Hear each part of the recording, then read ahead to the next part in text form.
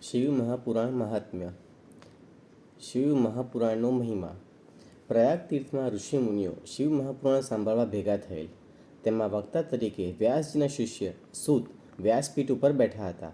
તે સમયે મુનિઓમાં શ્રેષ્ઠ અને બુદ્ધિમાન શૌનક મુનિ સૂતજીને ઉદ્દેશીને બોલ્યા, હે મહાજ્ઞાની સૂત, તમે અમને પુરાણોની કથા સંભળાવો.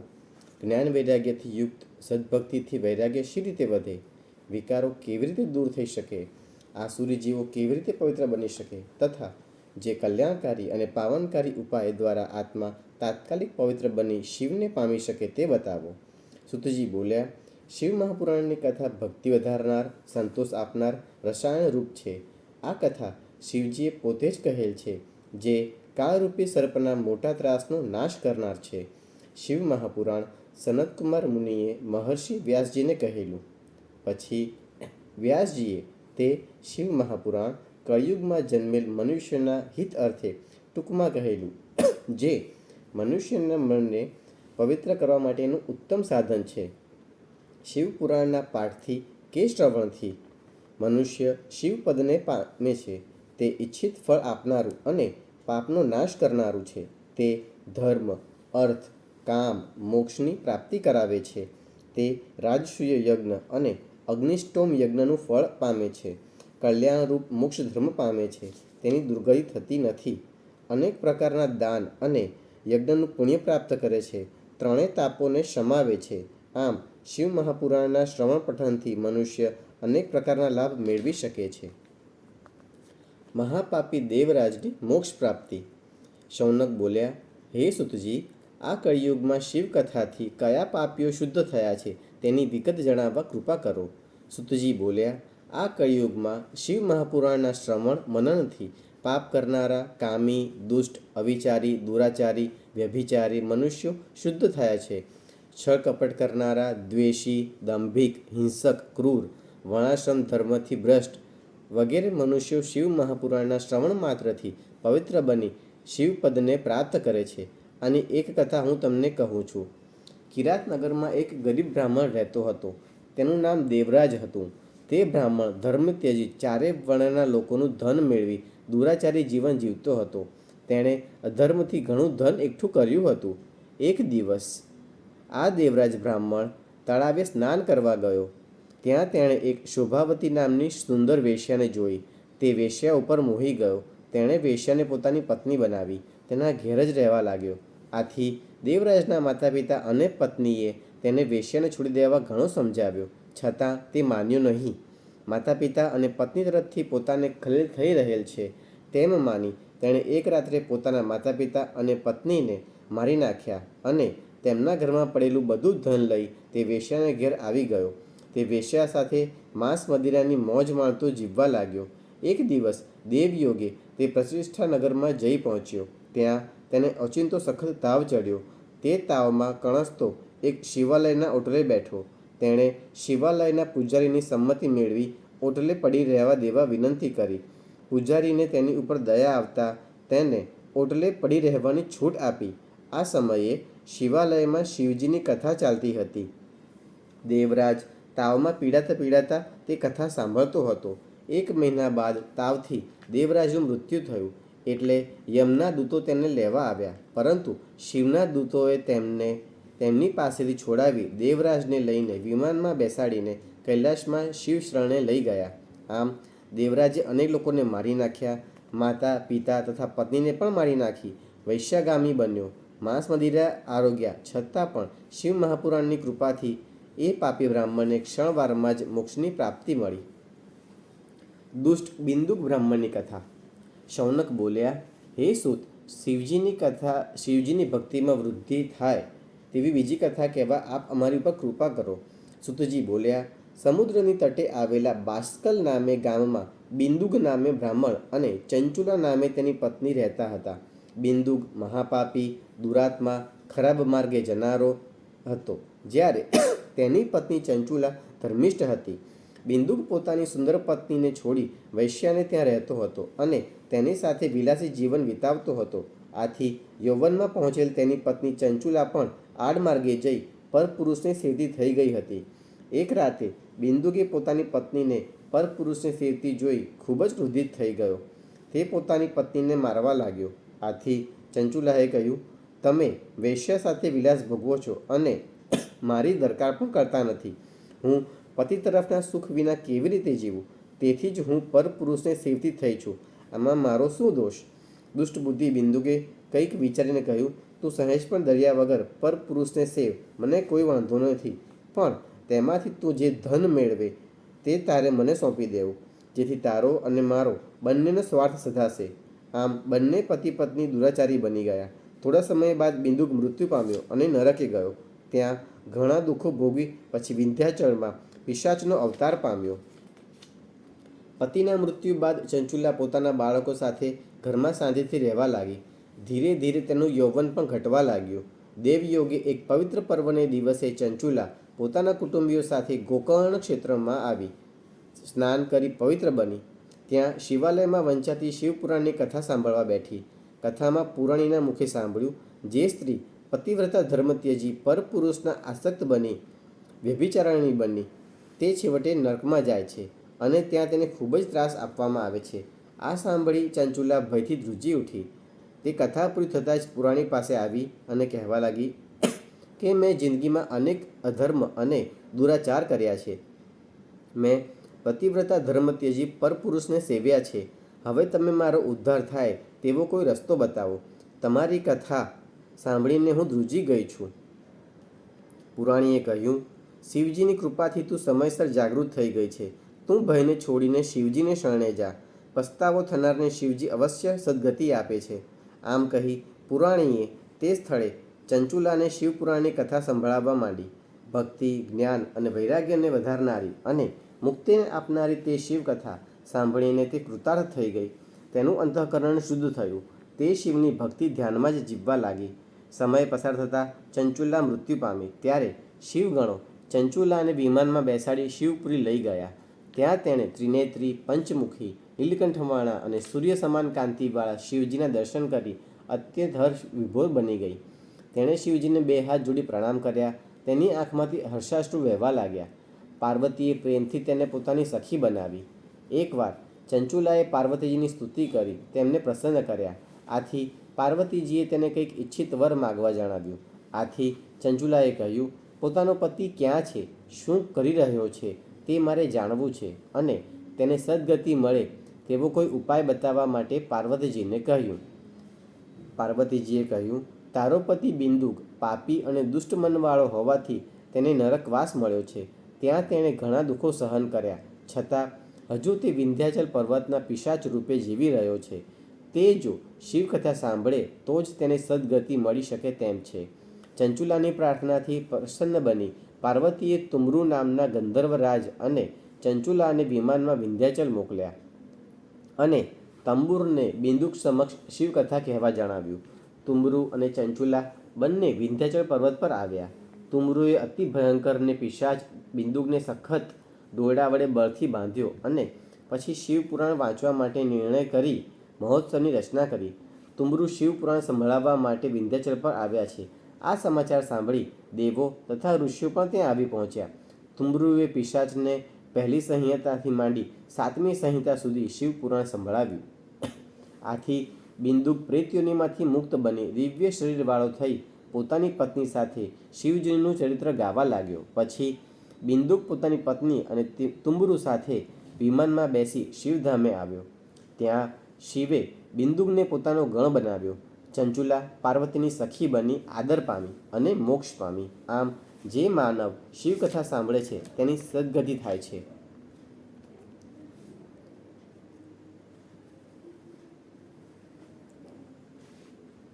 વિદ્યેશ્વર સંહિતા. મુનિઓના જ્ઞાનસૂત્રમાં સૂતનું શુભાગમન. મહર્ષિ વેદવ્યાસજીએ આ પવિત્ર મંગલકારી ગ્રંથના શુભ આરંભ કાળે પરમ વંદનીય શ્રી ભોળાનાથનું સ્મરણ કર્યું હતું. વ્યાસજીએ કહ્યું, ગંગા યમુનાના સંગમ સ્થાન આગળ પવિત્ર ધર્મક્ષેત્ર પ્રયાગ તીર્થમાં મુનિઓએ યજ્ઞનું આયોજન કર્યું. ત્યારે સર્વ મુનિઓ અહીં એકઠા થયા. તેઓ ઉત્તમ પ્રકારના વ્રતવાળા, સત્યપ્રિય, સત્યશોધક, દયા અને કલ્યાણના નિધિ સમા તેજોમય મુખારવિંદ ધરાવતા હતા. આ મુનિઓમાં પૂજનીય અને વંદનીય શૌનક મુનિ પણ હતા. આ શુભ સમયે સૂતજીનું પણ મંગલ આગમન થયું. તેમના આગમનથી મુનિઓ પ્રસન્ન થયા અને તેમને આવકારી તેમનું પૂજન કર્યું. સૂતજીએ આસન ગ્રહણ કર્યું. પછી મુનિ શૌનકે તેમને સંબોધીને પૂછ્યું, હે સર્વજ્ઞ, આપે પરમ વંદનીય મહર્ષિ વેદવ્યાસ પાસેથી પુરાણ વિદ્યાનું સંપૂર્ણ જ્ઞાન મેળવ્યું છે. જેમ રત્નાગર સાગર શ્રેષ્ઠ રત્નોનું સ્થાન છે, તેમ આપ આશ્ચર્યપ્રદ શ્રેષ્ઠ કથાઓના ભંડાર સમાન છો. હે સૂતજી, આ કળિયુગમાં માનવીઓ દુરાચારી, પારકાની નિંદા કરનારા, પરધન મેળવવાની વૃત્તિવાળા અને પરસ્ત્રીમાં આસક્તિ ધરાવનારા હોય છે.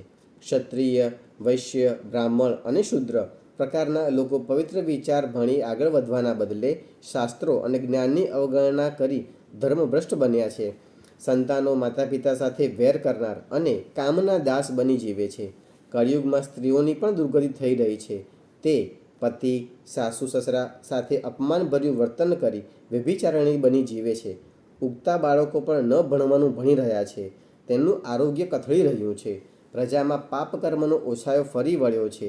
આથી સર્વ લોકોના પાપો તત્કાળ નાશ પામે તેવો કોઈ ઉપાય બતાવવા અમને જણાવો. સૂતજીએ આંખો બંધ કરી ભગવાન શિવનું સ્મરણ કર્યું. પછી તેઓ કહેવા લાગ્યા, હે સાધુ મહાત્માઓ, તમારો આ પ્રશ્ન ત્રણેય લોકનું કલ્યાણ કરનારો છે. તેથી હું મારા વંદનીય ગુરુનું સ્મરણ કરીને તમને ઉત્તર આપીશ, તે તમે સાંભળો. હે વિપ્રવર્ય, શિવ મહાપુરાણ સર્વ પાપનો વિનાશ કરનાર અને ઉત્તમ ગતિ આપનાર છે. વળી તે વેદાંત અને સર્વ પુરાણનો સાર પણ દર્શાવે છે. આ જગતમાં શિવપુરાણનો ઉદય થાય નહીં ત્યાં સુધી આ કળિયુગમાં ઉત્પાતો થતા રહેશે. જેઓ શિવપુરાણનો ઉદય થશે કે મંત્ર તંત્રના ભેદ, દેવદાનવની મૂંઝવણો અને મતભેદો, આ બધા વિવાદોનું શમન થશે. હે બ્રાહ્મણ દેવતાઓ, શિવપુરાણના પઠન, મનન અને ચિંતનથી અતિ દુર્લભ ફળની પ્રાપ્તિ થાય છે. જે આ પુરાણનો એક પણ શ્લોક સાંભળે કે ભક્તિપૂર્વક પઠન કરે તે જીવનમુક્ત બને છે. જે પાઠક તેનું પૂજન કરે છે તેમને અશ્વમેઘ યજ્ઞનું પણ ફળ મળે છે. જે ભાવક અન્યના મુખેથી શિવપુરાણનું પઠન સાંભળે છે તેના પાપો નાશ પામે છે. જે ભાવક શિવપુરાણને વંદન કરે તેમના પ્રત્યે તમામ દેવોની કૃપા ઉતરે છે. 14ના મંગળ દિવસે ઉપવાસ સાથે શિવપુરાણ પાઠ કરવાથી પુરશ્ચરણનું પુણ્ય મળે છે. ઉપરાંત તે મુક્તિપદને પણ મેળવે છે. જે આ પુરાણની રુદ્ર સંહિતાનો ભાવપૂર્ણ રીતે પાઠ કરે તેનું બ્રહ્મહત્યા જેવું પાપ પણ નાશવંત બની જાય છે. ભૈરવની સામે શાંત ચિત્તે ગંભીર મૌન અને રુદ્ર સંહિતાનો દિવસમાં 3 વાર પાઠ કરનારની મનોકામનાઓ પૂર્ણ થાય છે. કૈલાસ સંહિતા ઓમકારના સ્વરૂપને નિરૂપણ કરનારી હોય સાક્ષાત બ્રહ્મ સ્વરૂપ પણ છે. પ્રભુ શિવે ઉપનિષદરૂપી સમુદ્રનું ભીષણ મંથન કરીને સંહિતા ઉત્પન્ન કરી હતી. તેનું પાન કરીને માનવ અમરત્વ પામે છે. શિવપુરાણમાં કુલ 1,00,000 શ્લોકો હતા. તેને ટૂંકાવીને મહર્ષિ વેદવ્યાસજીએ તેને 24,000 શ્લોકોમાં અને 7 સંહિતામાં નિરૂપી દીધું છે. હે ઋષિઓ, હવે હું તમારી સામે જ્ઞાન, ભક્તિ અને વૈરાગ્ય એ ત્રણેયથી સભર પવિત્ર શિવપુરાણની કથા કહું છું, જે તમે સૌ એકાગ્રચિત્તે સાંભળો. પૂર્વે સૃષ્ટિનું ભ્રમણ કરતાં કરતાં આ કલ્પની શરૂઆતમાં કુલ 6 મુનિઓ જ્ઞાન વિશે વિશદ ચર્ચા વિચારણા કરવા ભેગા થયા અને શ્રેષ્ઠ તત્વની વિચારણા કરતા હતા. તેઓ કોઈપણ નિર્ણય પર ન પહોંચતા બ્રહ્માજી સમક્ષ ગયા. તેમને નમસ્કાર કરી તેઓએ પોતાની મૂંઝવણ રજૂ કરતાં કહ્યું, હે પિતામહ, સર્વ તત્વોમાં જૂનું અને શ્રેષ્ઠ તત્વ કયું છે તે જણાવો. બ્રહ્માજીએ કહ્યું, જ્યાં મન સહિતની વાણી પહોંચી શકતી નથી અને પરત ફરે છે તે સર્વોત્તમ તત્વ છે. જેનાથી સઘળા દેવોનું પ્રાકટ્ય થયું છે તે મહાદેવ સંપૂર્ણ વિશ્વના સ્વામી અને સર્વજ્ઞ છે. ભક્તિ સિવાય તેમનું દર્શન થતું નથી. રુદ્ર, હરિહર તથા બીજા દેવો પણ જેના દર્શન માટે ઝંખે છે તે શિવજીની ભક્તિ કરનાર મોક્ષે જાય છે. તમે સઘળા પૃથ્વી પર જઈ શિવજીને પ્રસન્ન કરવા 1000 વર્ષ સુધી ચાલે તેવા યજ્ઞનો આરંભ કરો, જેથી શિવકૃપાથી વેદોક્ત વિદ્યાનો સાર તેમજ સાધક અને સાધ્યનું જ્ઞાન પ્રાપ્ત થાય છે. પછી મુનિઓએ પરમ સાધ્ય સાધન અને સાધકના લક્ષણો વિશે પૂછતા બ્રહ્માજીએ કહ્યું, શિવપદની પ્રાપ્તિ એટલે સાધ્ય, શિવની સેવા એટલે સાધન, જેણે નિત્ય નૈમિત્તિક વગેરે કર્મોના ફળની આશાનો ત્યાગ કર્યો હોય તે સાધક છે. વેદોક્ત કર્મ કરી તેનું ફળ શિવજીને અર્પણ કરવાથી શિવપદ પ્રાપ્ત થાય છે. સર્વને એમની ભક્તિ પ્રમાણેનું ફળ મળે છે. પ્રભુ શંકરે કહ્યું છે કે સાધકે શિવકથા શ્રદ્ધાથી સાંભળવી, વાણી વડે એક તાલથી કીર્તન કરવું તથા એક લીન ભાવે શિવનું ધ્યાન ધરવું. આ પ્રમાણે સાધના કરીને સાધન મેળવો. પ્રથમ ગુરુના મુખે આ પવિત્ર કથાનું શ્રવણ કરી પછી કીર્તન કરો. ત્યારબાદ મનન કરતાં કરતાં ક્રમશઃ ભાવપદને પ્રાપ્ત કરવું. આ પ્રકારનો અભ્યાસ સાધકને અઘરો લાગશે, જોકે છેવટે આદિથી અંત સુધી સઘળું કલ્યાણકારી અને મંગલરૂપ થશે. શરીરની વ્યાધિઓ મટશે, સાધકને દિવ્યાનંદની પરમાનુભૂતિ થશે. પછી બ્રહ્માજીએ મુનિશ્રીઓને શ્રવણ, મનન અને કીર્તનની વિગતો વિશે જણાવતા કહ્યું, સજ્જનો, પંડિતો, જ્ઞાનીઓના સમાગમથી પ્રથમ શ્રવણ લાભ મળે, પછી તેનું મનન કરવું એટલે ઈષ્ટનું ભાવપૂર્ણતાથી પૂજન કરવું, નામ જપ કરવા અને પછી જ તેનું કીર્તન થાય છે. ઋષિજીઓએ પૂછ્યું, હે સુતજી, આપે મુક્તિ મેળવવા માટે શ્રવણ, મનન અને કીર્તન એમ 3 સાધનો કહ્યા, પરંતુ એ ત્રણેય સાધનો જે માનવી માટે અશક્ય હોય તેને શી રીતે મોક્ષ પ્રાપ્ત થાય? સુતજીએ કહ્યું, જો ઉપરના 3 સાધનો ન થઈ શકે તેમ હોય તેવા સાધક માત્ર શિવલિંગ અને મૂર્તિના પૂજનથી મુક્તિ પામ્યા છે. મુનિ શૌનક બોલ્યા, બીજા દેવોની મૂર્તિની જ પૂજા કરાય છે, જ્યારે શિવજીને લિંગ અને મૂર્તિ બંનેમાં પૂજન કરાય છે, તેનું કારણ શું હશે? સુતજી બોલ્યા, ભગવાન શિવ બ્રહ્મરૂપ અને નિરાકાર હોવાથી તેમની પૂજામાં લિંગને વેદમાન્ય ગણ્યું છે. વળી તે સાકાર હોવાથી તેમની મૂર્તિની પણ પૂજા થાય છે. આ રીતે ભગવાન શિવ નિરાકાર અને સાકાર બેવ સ્વરૂપે પૂજાય છે અને તેના દ્વારા મોક્ષ પ્રાપ્ત થાય છે. જ્યારે બીજા દેવો બ્રહ્મ સ્વરૂપ ન હોવાથી તેમની આરાધના કોઈ લિંગ ચિહ્નમાં થતી નથી. તેઓ સાકાર છે એટલે માત્ર મૂર્તિ સ્વરૂપે પૂજાય છે. વિષ્ણુ બ્રહ્માનો વિવાદ, શિવની કૃપા. અગાઉ મહાકાળ નામક કલ્પના સમયમાં બ્રહ્મા અને વિષ્ણુ વચ્ચે વિવાદ ખડો થાય. બંનેને અભિમાન થયું કે હું જ મોટો છું, બીજા નાના. બ્રહ્માનું કહેવું કે હું જગતનો સર્જક છું, જ્યારે વિષ્ણુ કહે તમે તો મારી નાભીની ભીતરમાંથી ઉત્પન્ન થયા, તેથી તમે તો મારા પુત્ર ગણાઓ. આ બાબતે બંને વચ્ચે ખૂબ ટપાટપી થઈ. અંતે બંને યુદ્ધ માટે પણ તૈયાર થઈ ગયા. બંને પોતપોતાના વાહન પર બેસી સામસામે આવી ગયા ને પ્રહારો શરૂ કરવા લાગ્યા. તેમનું ભીષણ યુદ્ધ જોઈ સઘળા દેવો ત્રિશૂળધારી મહાદેવ પાસે જઈ તેમની સ્તુતિ કરવા લાગ્યા. મહાદેવે કહ્યું, હે પુત્રો, બ્રહ્મા અને વિષ્ણુ વચ્ચેના ભીષણ જંગથી હું અજાણ નથી. હું તેમને શાંતિના માર્ગે લઈ જવા આવું છું. આમ કહી તેઓ પાર્વતી તથા અન્ય ગણો સાથે યુદ્ધના સ્થળે આવ્યા. તેઓ અદૃશ્ય સ્વરૂપે યુદ્ધને નિરખવા લાગ્યા. યુદ્ધે ભયંકર સ્વરૂપ ધારણ કર્યું હતું. જો આ સ્થિતિ વધારે સમય રહે તો અનર્થ થઈ જાય. તેથી કરુણાસાગર શિવજીએ તે યુદ્ધને અટકાવવા માટે અગ્નિના મોટા વિશાળ થાંભલાનો આકાર ધારણ કરી બંનેની વચ્ચે નિષ્કલ સ્વરૂપે ઊભા રહી ગયા. આ જોઈને બ્રહ્મા અને વિષ્ણુ શાંત પડ્યા અને વિચારવા લાગ્યા કે આ અદ્ભુત આકાર શેનો હશે? તે શું હશે? આ થાંભલાનો ઉપરનો અને નીચેનો છેડો ક્યાં છે તે આપણે જોવું અને જાણવું જોઈએ. આમ વિચારી વિષ્ણુએ વરાહનું અને બ્રહ્માએ હંસનું રૂપ ધારણ કરી થાંભલાનું મૂળ શોધવા લાગ્યા. બંને જણાએ ઘણા ખાખા ખોળા કર્યા, આમ તેમ ફર્યા, ઊંચા નીચા થયા, પણ થાંભલાનો છેડો ક્યાંય મળી શક્યો નહીં. ભગવાન સદાશિવે બંનેની નિષ્ફળતા પર સ્મિત ફરકાવ્યું. તેમના માથાના ડોલનથી કેવડાનું ફૂલ ખર્યું, જેને બ્રહ્માજી નિહાળી ગયા. બ્રહ્માજીએ કેવડાના ફૂલને ખરતું જોઈ પુષ્પોના મહારાજાને પૂછ્યું, તું ક્યાંથી પડે છે? ત્યારે કેવડાએ જણાવ્યું, હું તે થાંભલાના મધ્ય ભાગમાંથી ઘણા સમયથી રહું છું, જો કે હજી મારી યાત્રા પૂરી થઈ નથી. બ્રહ્માજીએ કેવડાના ફૂલને વિનંતી કરી, તું મારી સાથે આવી વિષ્ણુને જણાવ કે બ્રહ્માએ થાંભલાનો ઉપરનો છેડો શોધી કાઢ્યો છે અને તેનો હું સાક્ષી છું. આમ કહી તે કેવડાને લઈને વિષ્ણુ આગળ આવ્યા અને ખોટી હકીકત જણાવી અને તેમાં કેવડાએ ખોટી સાક્ષી પણ પૂરી. કપટની આવી ચાલ જોઈ થાંભલામાંથી સદાશિવ પ્રકટ થયા. તેમને જોઈ બ્રહ્માજી દોડીને તેમના ચરણમાં ઝૂકીને ક્ષમા માગવા લાગ્યા. મહાદેવે કહ્યું, હે વિષ્ણુ, તમારી સત્યતા પર હું ખુશ છું. તમને મારી ભક્તિ પ્રાપ્ત થશે, તમારી મારાથી અલગ પ્રતિષ્ઠા થશે અને પ્રજાજનો ઉત્સાહભેર તમારી પૂજા કરશે. પછી બ્રહ્માજીનો ગર્વ ઉતારવા મહાદેવે પોતાની ભમ્મરોની વચ્ચેથી ભૈરવને પ્રકટ કરી તેને આજ્ઞા આપી, તું તલવારથી બ્રહ્માની પૂજા કર. ભૈરવે તરત તલવાર ઉગામી બ્રહ્માનું 5મું મુખ કાપી નાખ્યું, જે મુખેથી બ્રહ્માએ અસત્ય ઉચ્ચાર્યું હતું. ફરી ભૈરવે તલવાર ઉગામી કે તરત બ્રહ્મા તેના ચરણોમાં પડી ધ્રુજતા ધ્રુજતા વિનવણી કરવા લાગ્યા. વિષ્ણુએ મહાદેવને વિનંતી કરી, તેથી મહાદેવે ભૈરવને રોક્યો ખરો, પણ બ્રહ્માજીને તેમણે શાપ આપ્યો, હે બ્રહ્મા, તમે ઠગાઈ લુચાઈ કરીને અભિમાનના પોષણ અર્થે જૂઠ્ઠું બોલ્યા, માટે લોકોમાં તમારો આદર સત્કાર અને ઉત્સવ પ્રતિષ્ઠા થશે નહીં. તેથી જ બ્રહ્માજીના મંદિરો જોવા મળતા નથી કે તેમનો ઉત્સવ પ્રતિષ્ઠા જેવા પ્રસંગો પણ થતા નથી.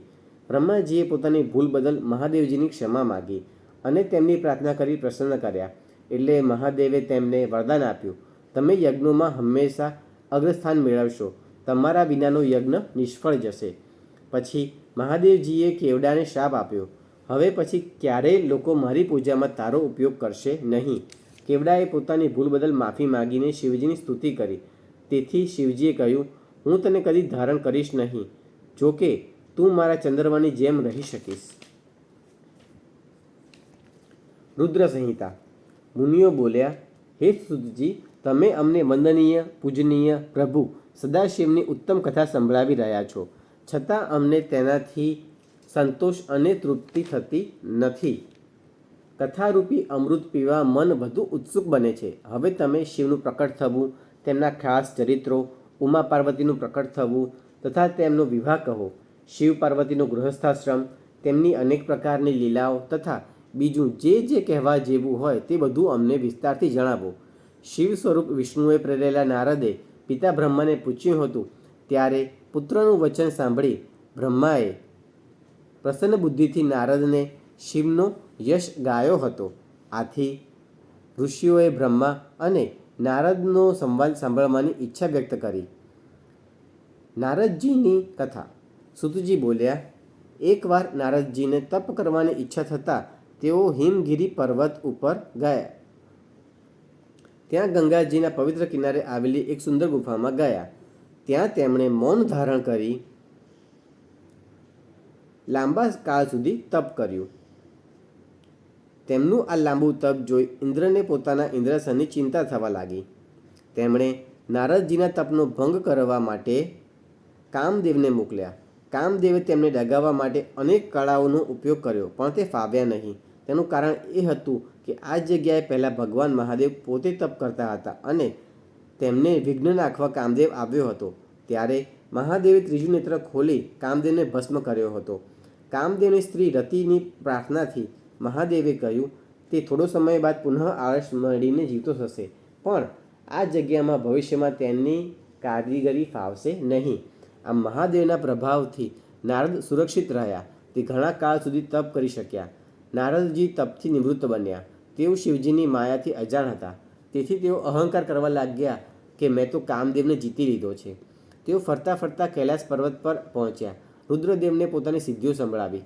રુદ્રદેવે તેમને આ વાત વિષ્ણુને કરવી નહીં તેમ જણાવ્યું, પરંતુ નારદજી તો ગર્વમાં ને ગર્વમાં મહાદેવની શિખામણ ભૂલી ગયા અને બ્રહ્મલોકમાં જઈ બ્રહ્માજી આગળ બધી વાત જણાવી.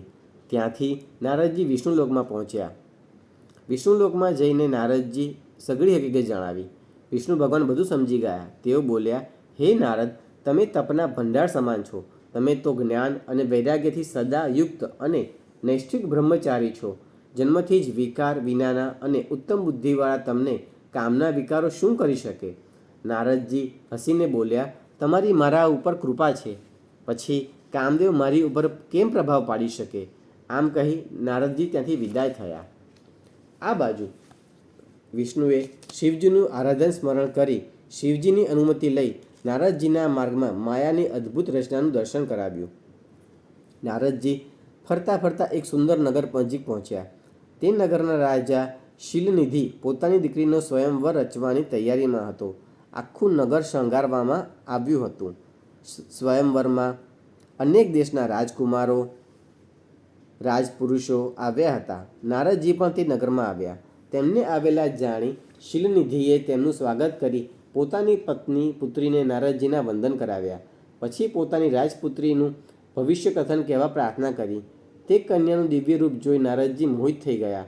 તેમણે કન્યાને સ્વયંવરમાં હાંસલ કરવા માટે પોતાને સૌંદર્ય પ્રાપ્ત થાય તે આશયથી તેઓ વિષ્ણુ પાસે જઈ સઘળી વાત કરી ને પોતાને તેમના જેવું જ સૌંદર્ય પ્રાપ્ત થાય તેવી ઈચ્છા દર્શાવી. વિષ્ણુએ તેમને કહ્યું, તમારું હિત થાય તે મુજબ કરીશ. તમે તમારી ઈચ્છિત જગ્યાએ જાઓ. વિષ્ણુએ નારદજીને પોતાનું રૂપ આપ્યું પણ મુખ વાનરનું બનાવી દીધું. નારદજી સ્વયંવરમાં આવ્યા. કન્યા ફરતી ફરતી નારદ મુનિ આગળ આવી પણ તેમનું મુખ વાનરનું જોઈ આગળ વધી ગઈ. તે જ સભામાં ખુદ વિષ્ણુ ભગવાન રાજાનું સ્વરૂપ લઈને આવ્યા હતા. કન્યાએ તેમને જોઈ કંઠમાળા તેમના ગળામાં આરોપી. વિષ્ણુ ભગવાન કન્યાને લઈ અંતર્ધાન થઈ ગયા. તે સમયે નારદજીની સ્થિતિ દયનીય બની ગઈ. તેઓ ગુસ્સે થઈ ગયા. તે સમયે રુદ્રદેવે મોકલેલા તેમના 2 ગણોએ તેમને કહ્યું, તમે વ્યર્થ રીતે રાજકન્યાની ઈચ્છા રાખો છો. તમારું મુખ તો જુઓ. નારદજી કંઈક વિચારી તળાવે ગયા ને તળાવમાં પોતાનું પ્રતિબિંબ જોઈને હેબતાઈ ગયા. તેમણે પોતાનું મુખ વાનરનું જોઈ ક્રોધે ભરાયા અને શિવજીના ગણોને શ્રાપ આપ્યો, તમે મારી ઠઠ્ઠા મશ્કરી કરી, તમે રાક્ષસ બની જાઓ. શિવગણો શિવજીની ઈચ્છાને માન આપી ત્યાંથી ચાલ્યા ગયા. પછી નારદજી ત્યાંથી વૈકુંઠમાં ગયા અને ગુસ્સે થઈને બોલ્યા, હે વિષ્ણુ, તમે મલિન વિચારવાળા છો. તમે બીજાનું હિત કલ્યાણ જોઈ શકતા નથી. તમે મને વાનરનું મુખ આપી મારી જોડે દગો કર્યો. તેથી તમારે વાનરોની મદદ અવશ્ય લેવી પડશે. આવો શાપ આપી નારદજી ચાલતા થયા. આમ નારદ મુનિએ ક્રોધમાં આવી વિષ્ણુને શાપ તો દઈ દીધો, પરંતુ તરત જ શિવજીએ માયાનો સંકેલો કરી લીધો. એટલે નારદજીને પોતાની ભૂલ સમજાઈ ગઈ. તેઓ વિષ્ણુના પગમાં પડી પશ્ચાતાપ કરવા લાગ્યા ને બોલ્યા, મેં આપેલા શાપને આપ ટાળી નાખો. વિષ્ણુએ નારદજીને બેઠા કરી દિલાસો આપી કહ્યું, આપ તો મારા શ્રેષ્ઠ ભક્ત છો. તમે મોહિત અવસ્થામાં શિવજીનું વચન માન્યું નહીં. પરિણામે આમ બન્યું. પ્રભુ શિવજી તો અહંકાર ટાળનારા હિતકારી છે. તે જ સ્વયં પરમાત્મા પરબ્રહ્મ છે. તેઓ મૃત્યુને જીતનારા, કાળના પણ કાળ અને ભક્તો પર કૃપા ઉચ્ચારનારા સર્વોચ્ચ દેવ છે. તમે પરમ ભક્તિ ભાવથી શિવજીની ભક્તિ કરો, પૂજા કરો, સદાક્ષર મંત્રનો જાપ જપો. આમ થવાથી તમે પોતે નિર્વિકલ્પ સ્વરૂપને પામી શકશો. આમ ઉપદેશ આપી વિષ્ણુ ભગવાન અંતર્ધ્યાન થઈ ગયા. પછી નારદજી શિવજીના લિંગોનું ભક્તિભાવથી દર્શન કરતાં કરતાં પૃથ્વી ઉપર ભ્રમણ કરવા લાગ્યા. તે સમય દરમિયાન ભગવાન શિવજીના 2 ગણો જેને નારદજીએ સ્વયંવરમાં શાપ દીધો હતો તે મળ્યા. શિવગણોએ નારદજીને પ્રણામ કર્યા અને પોતાના શાપની વાત કરી. નારદજીએ તેમની ક્ષમા માગી અને કહ્યું, શિવજીની ઈચ્છાથી મારી બુદ્ધિ બહેર મારી ગઈ હતી. તમે બંને બળવાન અને પ્રતાપી રાક્ષસ થશો. તમે રાક્ષસ રાજા તરીકે ખ્યાતિ મેળવશો. મહાદેવજી તમારો ઉદ્ધાર કરવા માટે બીજું સ્વરૂપ ધારણ કરીને આવશે. પછી તેઓ બંને ત્યાંથી જતા રહ્યા. નારદજીએ બ્રહ્માજીને પૂછેલ વિવિધ પ્રશ્નો. ત્યાંથી નારદ ફરતા ફરતા બ્રહ્માજી પાસે આવ્યા અને બોલ્યા, હે પિતામહ, મને શિવ તત્વ અંગે કોઈ જાણકારી નથી. શિવજી નિર્ગુણ છે છતાં સગુણ કેમ છે? તેમનું સત્ય સ્વરૂપ શું છે તે સમજાવો. હે મુનિ, પ્રલય થાય તે ટાણે કશું જ બચી શકતું નથી. ફક્ત સદબ્રહ્મ હતું. તે સત્ય, જ્ઞાન તેમજ આનંદ સ્વરૂપ પરમ પ્રકાશ રૂપ છે. તે નિર્ગુણ, નિર્વિકલ્પ અને સર્વત્ર છે. તે અજોડ, અનુપમ અને અનંત પણ છે. એવું દિવ્ય પરબ્રહ્મ એક જ ગણાય. અમુક કાળે પરબ્રહ્મને એકમાંથી અનેક થવાની ભાવના જાગી. તેણે વિચાર્યું કે હું લોકોની રચના કરું. તેણે અમૂર્ત સ્વરૂપે પોતાની જ મૂર્તિ સ્વરૂપે કલ્પના કરી. આમ પરમ અમૂર્ત સ્વરૂપમાંથી જે મૂર્તિ પ્રકટ પામી તે સર્વને વંદન પૂજન કરવાની લાયક હતી. તે મૂર્તિ પ્રકટ પામી કે પરબ્રહ્મ અદૃશ્ય થયું. આ પ્રકટ મૂર્તિ તે પરબ્રહ્મનું સાક્ષાત શિવ સ્વરૂપ, જેને વિદ્વાનો, પંડિતો, જ્ઞાનીઓ ઈશ્વર પણ કહે છે. ઈશ્વરે પોતાના સ્વરૂપમાંથી એક શક્તિ પ્રકટ કરી. તેને વિદ્વાનો પ્રધાન પ્રકૃતિ અથવા પરમાયા કહે છે. તે શક્તિ ત્રણેય દેવોને ઉપજાવનારી મૂળ કારણરૂપ આદ્યશક્તિ પણ કહેવાય છે. તે અષ્ટભુજા અંબિકા છે. સદાશિવે શક્તિની સાથે રહીને એક ક્ષેત્રનું સર્જન કર્યું. તે પવિત્ર કાશી ક્ષેત્ર. તે પરમ મોક્ષ આપનારું સ્થાન છે. તે આનંદનું કારણ હોય આનંદવન પણ કહેવાય છે. એકવાર શિવ અને શક્તિ આનંદવનમાં ફરતા હતા. તે વખતે તેમને ઈચ્છા થઈ કે આપણું તમામ કાર્ય સંભાળી શકે તેવા કોઈનું સર્જન કરવું જોઈએ.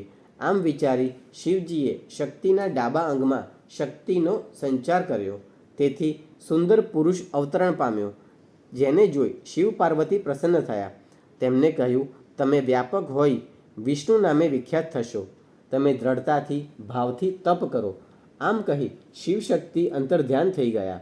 શિવજીની આજ્ઞા પ્રમાણે વિષ્ણુએ તપનો પ્રારંભ કર્યો. લાંબા સમય બાદ તેઓ ધ્યાનમાંથી જાગ્યા. તે વેળા તેમને થયેલા પરિશ્રમથી તેમના શરીરમાંથી જળધારાઓ વહી ચાલી. એ જળથી જે કંઈ શૂન્ય હતું તે સર્વ સભરતાથી ખીલી ઉઠ્યું. થાકેલા વિષ્ણુ તે જળમાં લાંબો સમય સૂઈ રહ્યા. જળમાં સૂતા હોવાથી તેમનું નામ નારાયણ થયું. શિવજીની ઈચ્છાથી 24 તત્વોને ગ્રહણ કરી વિષ્ણુ બ્રહ્મ સ્વરૂપે જળમાં સૂઈ ગયા. આ નારાયણ દેવ જળમાં પ્રગાઢ નિદ્રા માણી રહ્યા હતા. તે સમયે શિવની ઈચ્છાથી તેમની નાભીમાંથી એક કમળ પ્રકટ થયું અને તેમાંથી બ્રહ્માજી પ્રકટ થયા. તે પોતાની ઉત્પત્તિનું સ્થાન શોધવા કમળનામમાં પ્રવેશ મેળવ્યા. તે અનેક વર્ષો સુધી ભટક્યા, છતાં કંઈ જાણી શક્યા કે સમજી શક્યા નહીં. તે દરમિયાન શિવજીની કૃપાથી એક દિવ્ય આકાશવાણી સાંભળી કે તપ કર. બ્રહ્માજીએ 12 વર્ષ સુધી તપ કર્યું. ત્યારે તેમની સમક્ષ વિષ્ણુ પ્રકટ થયા. બ્રહ્માજી વિષ્ણુને ઓળખી શક્યા નહીં, એટલે વિષ્ણુએ તેમને, હે વત્સ, તમે ભલે પધાર્યા, આમ કહ્યું. વત્સનું સંબોધન સાંભળી બ્રહ્માજીને ખોટું લાગ્યું. તેઓ બોલ્યા, હું પોતે સ્વયંભૂ અજન્મા પિતામહ છું. વિષ્ણુએ તેમને યાદ દેવડાવ્યું, તમે મારી નાભીમાંથી પ્રગટેલા કમળમાંથી અવતરણ પામ્યા છો. તેથી તમે નહીં, પણ હું જ સર્વવ્યાપક દેવ પરમાત્મા છું. આમ બંને પોતે મહાન છે એ બાબતે બંને વચ્ચે ઉગ્ર ટપાટપી થઈ. છેવટે બંને વચ્ચે ભીષણ યુદ્ધ થયું.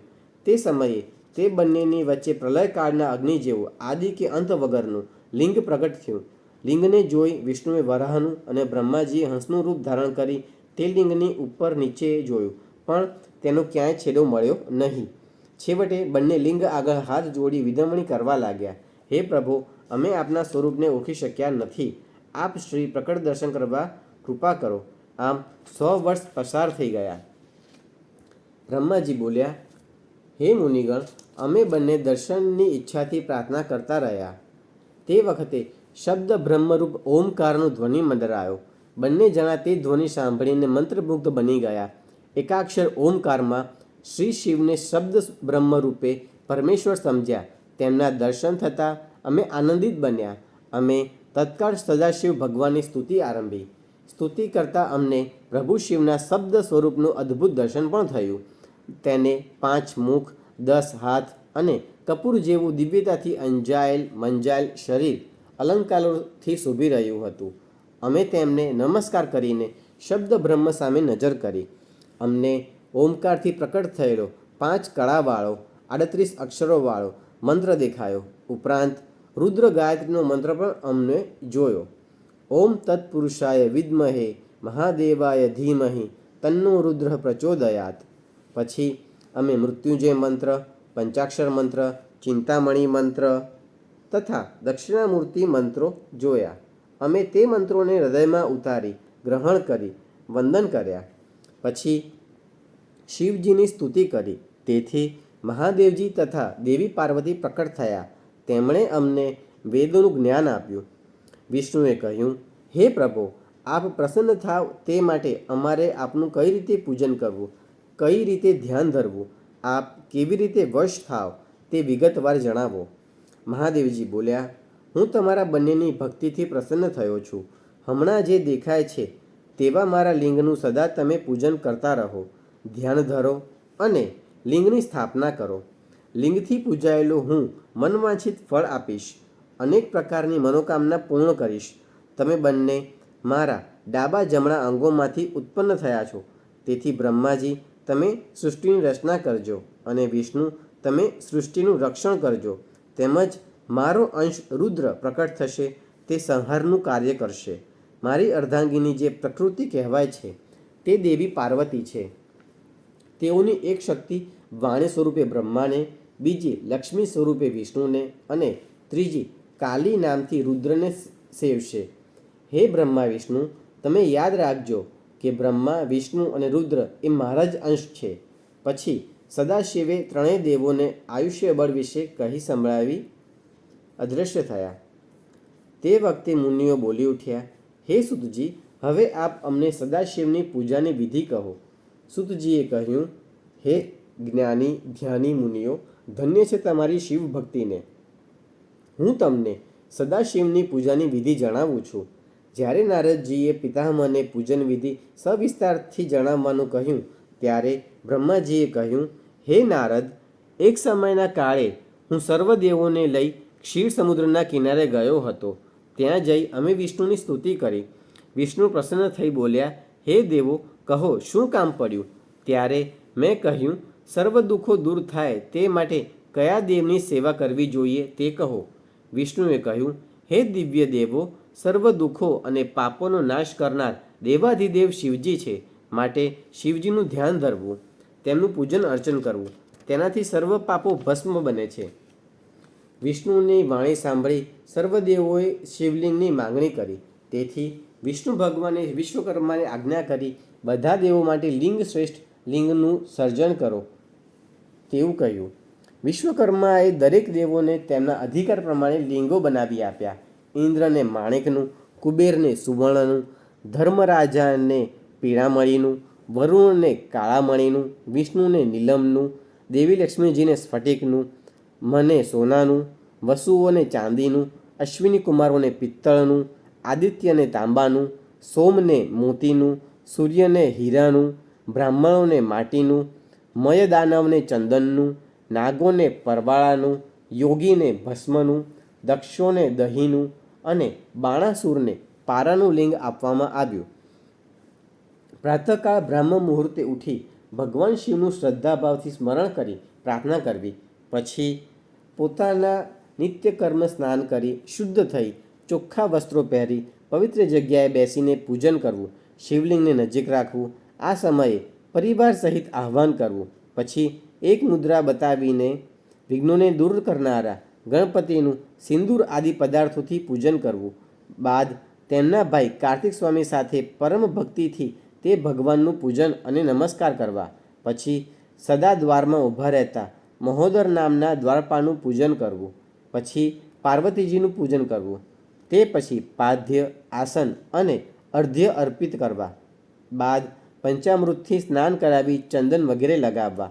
ત્યાર પછી સુંદર વસ્ત્ર, ઉપવીત વગેરે અર્પિત કરી પુષ્પો ચઢાવવા. ઉપરાંત તુલસીને બિલીપત્ર પણ ભાવપૂર્ણ ચઢાવવા. ત્યારબાદ સુગંધીદાર દ્રવ્યો લગાવીને ધૂપદીપ પ્રગટાવવા. પછી નૈવેદ્ય ધરીને આચમન પ્રક્રિયા કરવી. 5 દિવેટવાળા દીવાની આરતી ઉતારવી.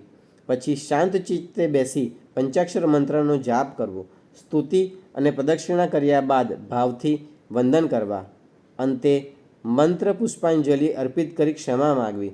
ક્ષમા યાચના પછી દેવનું શ્રદ્ધાથી વિસર્જન કરવું.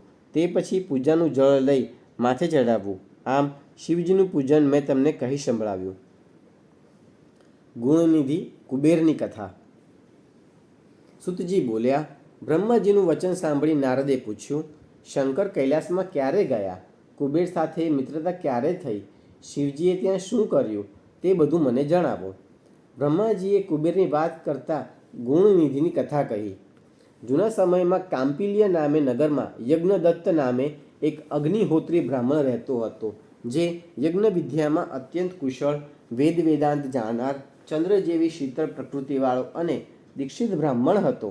તેને ગુણનિધિ નામે એક દીકરો હતો. તે ખરાબ થયો. તે ધીરે ધીરે અધ્યયન છોડી રાત દિવસ જુગાર રમવા લાગ્યો. બ્રાહ્મણે પોતાના દીકરા વિશે બ્રાહ્મણીને પૂછતા તે પુત્રના દુર્ગુણોને ઢાંકી દઈ ખોટું બોલ્યા કરતી. માતાએ પુત્રને આ ખરાબ ધંધા છોડી દેવા ઘણો સમજાવ્યો, પણ તેણે માતાની વાત ગણકારી નહીં. એક દિવસ બ્રહ્મદત્તે એક જુગારીના હાથમાં પોતાની વીંટી જોઈ. તેણે જુગારીને ધમકાવીને તે વીંટી બાબતે પૂછતા જાણવા મળ્યું કે પોતાનો દીકરો તે વીંટી જુગારમાં હારી ગયો છે. આ ઉપરાંત પણ રત્નો, વસ્ત્રો, ધન તેમજ વાસણો પણ હાર્યો છે. આ જાણીને બ્રાહ્મણ ઘણો દુઃખી થયો. તેણે ઘેર આવી બ્રાહ્મણીને વીંટી તેમજ પોતાના પુત્ર વિશે પૂછ્યું. ત્યારે બ્રાહ્મણીએ બ્રાહ્મણને ખોટા ઉત્તર આપવા માંડી. તેથી બ્રાહ્મણ વધારે ક્રોધાયમાન થઈ ગયો અને બોલ્યો, આજે મારી આંખો ખુલી ગઈ છે. હું આજથી તારો ત્યાગ કરું છું. પુનઃ લગ્ન કરીશ અને મારું દીક્ષિત કાર્ય ગતિશીલ બનાવીશ. વળી એમ માનીશ કે મારે કોઈ દીકરો જ ન હતો. આમ કહી તે પગ પછાડતો ચાલ્યો ગયો. થોડી વાર બાદ ગુણનિધિ ઘેર આવતા માતાએ સઘળી હકીકત જણાવી. એટલે નાસીપાસ થયેલો દીકરો પણ ગુસ્સામાં ઘર છોડી ચાલી નીકળ્યો. નગર બહાર નીકળતા તેને થયું કે હવે વગર પૈસે શું કરવું.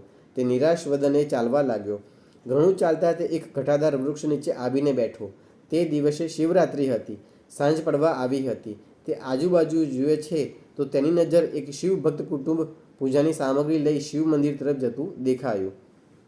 ગુણનિધિ ક્ષણિકવાર રોકાઈ પછી તેમની પાછળ મંદિરે ગયો.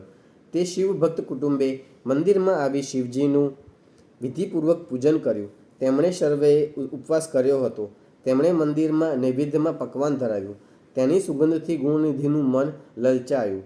તેણે વિચાર્યું કે આ બધા નિદ્રાવશ થશે પછી હું એ પ્રસાદ પ્રેમથી ગ્રહણ કરીશ. પૂજા, આરતી, નૃત્યગાન બધું પત્યા બાદ બધા સૂઈ ગયા. ગુણનિધિ મંદિરના દ્વારમાં પ્રવેશ્યો. દીવાની વાટ ધીમી થવા આવી હતી. આછા ઉજાસમાં તેને બરાબર દેખાતું ન હતું. તેથી તેણે પોતાના વસ્ત્રમાંથી એક લીરો કાઢી દિવેટ કરી પ્રગટાવી. તેથી ઉજાસ વધારે આવ્યો. તે પકવાન જમીને બહાર આવતો હતો કે તેનો પગ એક જણે અથડાતા તે સફાળો ઊભો થઈ ગયો અને બૂમો પાડવા લાગ્યો. તેની બૂમોથી બધા જાગી ગયા. મંદિરના રક્ષકોએ ગુણનિધિને ખૂબ જ માર્યો. તેથી તે મૃત્યુ પામ્યો. તેના જીવને લેવા યમદૂતો આવ્યા. તે સમયે કૈલાસમાંથી દિવ્ય વિમાન લઈને પ્રભુ સદાશિવના પાર્ષદો પણ આવ્યા. તેમણે ગુણનિધિના જીવને છોડી દેવા કહ્યું. ત્યારે યમદૂતોએ કહ્યું, આ તો દુષ્ટાત્મા જીવ છે. તેણે કદી મા બાપને સુખી કર્યા નથી. તેણે શિવ મંદિરમાં પ્રવેશ કરીને શિવ નિર્માલ્ય ઓળંગ્યું હતું. આમ છતાં તેને તમે મુક્ત કરવાનું કેમ કહો છો? ત્યારે શિવના પાર્ષદો બોલ્યા, આણે મંદિરમાં રાત્રે દીવામાં નવી દિવેટ મૂકી ઉજાસને વધુ પ્રગાઢ બનાવ્યો. તે શિવલિંગને વધુ પ્રકાશમાન બનાવ્યું. વળી પૂજન ક્રિયા વખતે તેણે શિવજીના નામો સાંભળ્યા. ઉપવાસી જેવી સ્થિતિમાં રહ્યો. ભક્ત કુટુંબે ભોજન કર્યા બાદ ભોજન કર્યું. આમ તેની સૂક્ષ્મ ભક્તિના પરિણામે તે કૈલાસમાં આવવા અધિકારી બન્યો છે. તેના પાપો દૂર થતાં બીજા જન્મે તે કલિંગ દેશનો રાજા થશે. આમ કહી શિવ પાર્ષદો તેને વિમાનમાં બેસાડી પોતાની સાથે લઈ ગયા. બીજે જન્મે આ ગુણનિધિ કલિંગ દેશના રાજા અરંદમનો પુત્ર થયો. તેનું નામ દમ પાડ્યું હતું. તે નાનપણથી જ શિવભક્ત બન્યો. તે રાજગાદી પર આવતા શિવનો પ્રચાર કરવા માટે જાહેર કર્યું, રાજ્યના તમામ શિવ મંદિરોમાં દેવાઓ અખંડ પ્રજ્વલિત રાખવા. આ સઘળું ખર્ચ રાજ્યના શિરે રહેશે. જ્યારે રાજા મૃત્યુ પામ્યો ત્યારે રત્નોના દેવાઓ જ્યાં બળતા હતા તે અલકાપુરીનો રાજા કુબેર બન્યો હતો. ત્રીજા જન્મે આ ગુણનિધિ કુબેર થયો. તેણે અતિ કઠણ તપ શરૂ કરવા કાશી ગયો. ત્યાં તેણે ચિત્તરૂપી દીવા પ્રગટાવી અનન્ય ભક્તિ થકી ધ્યાન આરંભ્યું. વળી તેણે તે જગ્યા પવિત્ર કરી શિવલિંગ સ્થાપી તેની શ્રદ્ધાભાવથી પૂજા આરંભી. તપને કારણે તેનું શરીર સાવ દુર્બળ બની ગયું. છતાં તેણે તપ છોડ્યું નહીં. તેના પ્રગાઢ તપથી પ્રસન્ન થઈ શિવ પાર્વતી ત્યાં આવ્યા અને બોલ્યા, તારા તપથી હું ઘણો પ્રસન્ન થયો છું, માટે તું વરદાન માંગ. કુબેરે આંખો ખોલી, પણ ભગવાનનું તેજ સહન ન થતાં તે આંખો ખોલી શક્યો નહીં. તેથી ભગવાન શિવજીએ તેને સ્પર્શ કર્યો કે કુબેરે આંખો ખોલે. ભગવાન ચંદ્રશેખરને પ્રેમ અને શ્રદ્ધાથી પ્રણામ કર્યા. ભગવાન શિવજીએ તેને વરદાન આપ્યું, તું ધનભંડારનો અધિપતિ અને યક્ષોનો મહાન રાજા થા. તારી અપાર પ્રીતિમાં વધારો કરવા તારી અલકા નગરીની સમીપમાં હું હંમેશા વાસ કરીશ. તેથી આજે પ્રભુ સદાશિવનું સ્થાન કૈલાસ એ અલકાપુરીની નજીકમાં જ રહ્યું છે. પ્રભુ સદાશિવે કૈલાસ ઉપર નિવાસ કરવાનું વિચાર્યું. તેથી તેમણે પોતાનું ડમરું વગાડ્યું. ડમરૂના નાદથી બ્રહ્મા, વિષ્ણુ અને તમામ દેવો, વેદો અને શાસ્ત્રો પણ મૂર્તિમાન સ્વરૂપે ત્યાં આવ્યા. અસુરો અને દાનવો તથા શંકરના અનેક ગુણાધીપો પણ ત્યાં આવ્યા. બધાએ શિવજીની સ્તુતિ કરી. શિવજીએ કૈલાસ ઉપર પોતાનું કાયમી સ્થાન રહેશે તેવું જણાવ્યું. બધા ત્યાં આવી પહોંચ્યા. બધાએ શિવની વિધિપૂર્વક પૂજા કરી. વિશ્વકર્માએ કૈલાસ શિખર ઉપર તૈયાર કરેલા સુંદર આવાસમાં ભગવાન શિવજી પાર્વતી સાથે આરૂઢ થયા. તે વખતે મોટો ઉત્સવ થયો. બ્રહ્મા વિષ્ણુએ શિવજીને પ્રણામ કરી સ્તુતિ કરી. આમ ગુણનિધિ જેવા અધમનો પ્રભુ શિવજીએ ઉદ્ધાર કર્યો. માટે હે મુમુક્ષુજનો, ભોળાનાથ શિવશંભુને કદી ભજવાનું ભૂલશો નહીં. શિવ સતી એટલે કે ઉમાની કથા. બ્રહ્માજીએ કહ્યું, મેં દક્ષ પ્રજાપતિઓએ મારી પુત્રી સંધ્યા તરફ અભિલાષા કરી એટલે મહાદેવજી અમને ઠપકો આપી અમારો તિરસ્કાર કર્યો. તેથી હું દુઃખી થઈ મનોમન બળવા લાગ્યો. મારી ઈચ્છા હતી કે મહાદેવજી પોતે સ્ત્રીને ગ્રહણ કરે. તેના માટે મેં કામદેવ અને રતિને તૈયાર કર્યા. વળી તેમને મદદગાર થવા માટે વસંત ઋતુને પેદા કર્યો. ત્રણેય મારી આજ્ઞા પ્રમાણે સદાશિવને મોહમાં નાખવા રવાના થયા. તેઓ શિવજી જ્યાં સમાધિ અવસ્થામાં બેઠા હતા ત્યાં આવી પોતાનું કામકાજ શરૂ કર્યું. એ વસંત ઋતુની શીતળ મંદ વાયુ લહેરી પ્રસરી ગઈ. કામદેવે પોતાના બાણો ચડાવ્યા. વસંતે પોતાની અસર ઊભી કરી. આમ છતાં સદાશિવને કોઈપણ પ્રકારની અસર થઈ નહીં. તેઓ શાંત ચિત્તે બેસી રહ્યા. કામદેવ હતાશ બન્યો. કામદેવ થકી મારી ઈચ્છા પૂર્ણ થઈ નહીં. આથી હું પણ નિરાશ થયો. મને કાંઈ સૂઝ્યું નહીં. તેથી મેં વિષ્ણુનું સ્મરણ કરી તેમની સ્તુતિ કરવા માંડી. વિષ્ણુ પ્રકટ થયા. તેમણે સ્તુતિનું કારણ પૂછતા મેં કહ્યું, શિવજીએ જ્યારથી મારો અને મારા પુત્રોનો તિરસ્કાર કર્યો હતો ત્યારથી મેં નક્કી કર્યું છે કે શિવજી સ્ત્રીને ગ્રહણ કરે તો જ મને શાંતિ મળે. મેં શિવજીને મોહમાં નાખવા ઘણા કિમિયા અજમાવ્યા, છતાં બધા નિષ્ફળ ગયા. હવે તમે કોઈ ઉપાય બતાવો. વિષ્ણુએ કહ્યું, તમે શિવનું સ્મરણ કરી શિવાદેવીનું શ્રદ્ધા આરાધન કરો. તે સગુણ થઈને અવતાર ધારણ કરે તો તે અવશ્ય શિવજીના પત્ની થાય. માટે તમે દક્ષને આજ્ઞા કરો એટલે તે તપ કરે. તેમના તપથી પ્રસન્ન થઈ તે નિર્ગુણમાંથી સગુણ થશે. બ્રહ્માજી નારદને પોતાની કથા સંભળાવી રહ્યા હતા. તે જ કથા સુતજી શૌનકાદિક મુનિઓને જણાવે છે. બ્રહ્મા કહે, વિષ્ણુના ગયા બાદ મેં શિવાની સ્તુતિ કરવા માંડી. સ્તુતિ સાંભળતા જ શિવાદેવી પ્રકટ થયા અને તેમણે પ્રસન્ન થઈ મારી ઈચ્છા પૂર્ણ કરવાનું કહ્યું. મેં કહ્યું, હે દેવી, તમે દક્ષની પુત્રી બનીને રુદ્રના પત્ની થાઓ. તમારા સિવાય અન્ય કોઈ સ્ત્રી તેમનું મન હરણ કરી શકશે નહીં. બ્રહ્માજીની વાણી સાંભળી દેવી વિચારમાં પડી ગયા. તેમને થયું કે રુદ્ર તો શિવનું પૂર્ણ સ્વરૂપ છે. જો હું બ્રહ્માને વરદાન નહીં આપું તો વેદની નીતિનું ઉલ્લંઘન થયું ગણાશે. તેમણે સદાશિવનું એકાગ્ર ચિત્તે શ્રદ્ધાથી સ્મરણ કર્યું. શિવજીનું રટણ અને સ્મરણનો જાણે એક સેતુ બંધાઈ ગયો. દેવીએ શિવજીની આજ્ઞા પ્રાપ્ત કરી બ્રહ્માજીને કહ્યું, હું તમારું કાર્ય પૂર્ણ કરીશ. આમ કહી દેવી અદૃશ્ય થઈ ગયા. પછી બ્રહ્માજીએ દક્ષને યાજ્ઞા કરી. એટલે દક્ષે શિવાને હૃદયમાં સ્થાપી ફક્ત જળ પર રહી ક્ષીર સમુદ્રના ઉત્તર કિનારે તપનો આરંભ કર્યો. દક્ષના તપોબળથી દેવી જગદંબા પ્રકટ થયા. દક્ષે તેમની સ્તુતિ કરી. દેવી જગદંબાએ પ્રસન્ન થઈ તેમને વરદાન માગવા કહ્યું. ત્યારે દક્ષે કહ્યું, હે દેવી, તમે મારે ત્યાં પુત્રી રૂપે પ્રકટ થઈ રુદ્રના પત્ની થાઓ. બ્રહ્માજીએ પણ મને તે વિશે પ્રેરણા આપી છે. ત્યારે દેવીએ કહ્યું, હું અવશ્ય કઠિન તપ કરી સદાશિવને વરીશ, પણ મારી શરત છે કે મારા તરફનો આદર જ્યારે ઓછો થશે ત્યારે હું શરીર ત્યાગીને મારા પોતાના સ્વરૂપમાં લય પામીશ. આમ કહી દેવી અદૃશ્ય થયા. આ બાજુ બ્રહ્માજીની આજ્ઞાથી પંચજન પ્રજાપતિની વિરણી નામની પુત્રીને દક્ષ પરણ્યો. તેણે પ્રથમ 10,000 પુત્રોને ઉત્પન્ન કર્યા. નારદજીની સલાહથી તે બધા પુત્રો મોક્ષને માર્ગે ચાલી નીકળ્યા. દક્ષે ફરીથી 1,000 પુત્રોને ઉત્પન્ન કર્યા. તેમણે પણ નારદજીની સલાહથી મોક્ષના રસ્તાને ગ્રહણ કર્યો. તેથી દક્ષિણ નારદજીની ઉપર ગુસ્સેથી શાપ આપ્યો, તમે હવે લોકમાં સતત ભ્રમણ કર્યા કરો. તમારું કોઈ જગ્યાએ સ્થિર ઠેકાણું થશે નહીં. પછી દક્ષે પુત્રોને બદલે પુત્રીઓની ઉત્પત્તિ કરી. તેમની 60 કન્યાઓ પૈકીની 10 ધર્મને, 13 કશ્યપને, 27 ચંદ્રને, 2 પુત્રી અંગિરસ અને કુશાશ્વને તથા બીજી કન્યાઓ ગરુડને આપી. આ પુત્રીઓમાં સૌથી મોટા દેવી શિવા હતા. તેઓ સાક્ષાત પ્રકટ થયા હતા. દક્ષે તેમને પ્રકટ થયેલા જોઈ તેમની સ્તુતિ કરી. દેવીએ બાળ સ્વરૂપ ધારણ કરી લીધું. દક્ષે તેમનું નામ ઉમા રાખ્યું. અંતરિક્ષમાંથી બ્રહ્મા, વિષ્ણુ તથા સર્વ દેવો તેમના દર્શન કરી પ્રશંસા કરવા લાગ્યા. ઉમાએ શરૂ કરેલું નંદાવ્રત. ઉમાના દર્શન કરવા એકવાર બ્રહ્મા અને નારદ ફરીથી ગયા. તેમણે દેવીને કહ્યું, હે સતી, જેઓ કેવળ તને જ ઝંખે છે અને તારા મનમાં પણ એકમાત્ર જેમની કામના છે તે જગતપતિ મહાદેવને તું પતિ રૂપે પ્રાપ્ત કર. તારા સિવાય તેઓ કોઈ પણ સ્ત્રીને પત્ની તરીકે સ્વીકારવાના નથી. સતીએ શિવને મેળવવા પોતાના આવાસમાં નંદાવ્રત શરૂ કર્યું અને મહાદેવની આરાધના કરવા માંડી.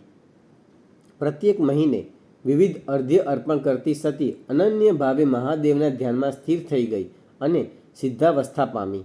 તેમની તપશ્ચર્યાથી પ્રસન્ન થઈ બધા દેવો એકઠા થયા અને કૈલાસ પર જઈ શિવજીને નમસ્કાર કરી તેમની સ્તુતિ આરંભી. શિવજીએ પ્રસન્ન થઈ દેવોને આવકાર આપ્યો અને તેમના આગમનનું કારણ પૂછ્યું. ત્યારે બ્રહ્માએ કહ્યું, હે કરુણાસાગર, આપણે સૃષ્ટિના પાલન અને સંહારરૂપ કાર્યો કરવા જુદા જુદા રૂપ ધારણ કર્યા છે. આપના આદેશથી હું, બ્રહ્મા, વિષ્ણુ સર્વ કાર્ય કરી રહ્યા છીએ અને સંપત્તિક થયા છીએ. વિષ્ણુ અને હું પત્નીઓ સાથે રહીને જગતનું સર્જન અને પાલન કરી રહ્યા છીએ.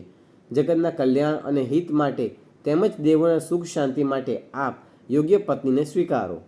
શિવજીએ કહ્યું, હે બ્રહ્મા, વિષ્ણુ, હું હંમેશ તપમાં સદા તત્પર વિરક્ત રહેનારો યોગી છું. મને લગ્ન કરવા ઠીક લાગતા નથી. વળી હું કામ રહિત અને નિર્વિકાર છું.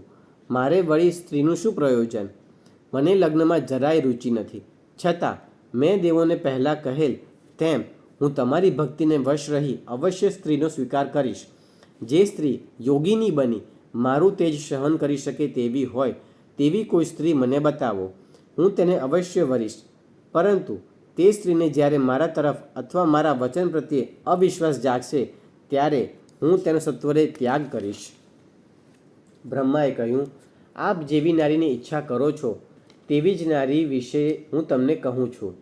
જે દેવી પહેલાં સરસ્વતી અને લક્ષ્મી એવા બે પાવન રૂપે પ્રગટેલા તે દેવી હમણાં ઉમા સ્વરૂપે પ્રગટ્યા છે અને દક્ષના પુત્રી સતી થયા છે. સતી આપને પ્રાપ્ત કરવા કઠિન તપ કરી રહ્યા છે. આપ તેને સ્વીકારી અમારી વિનંતીને અવશ્ય માન આપશો.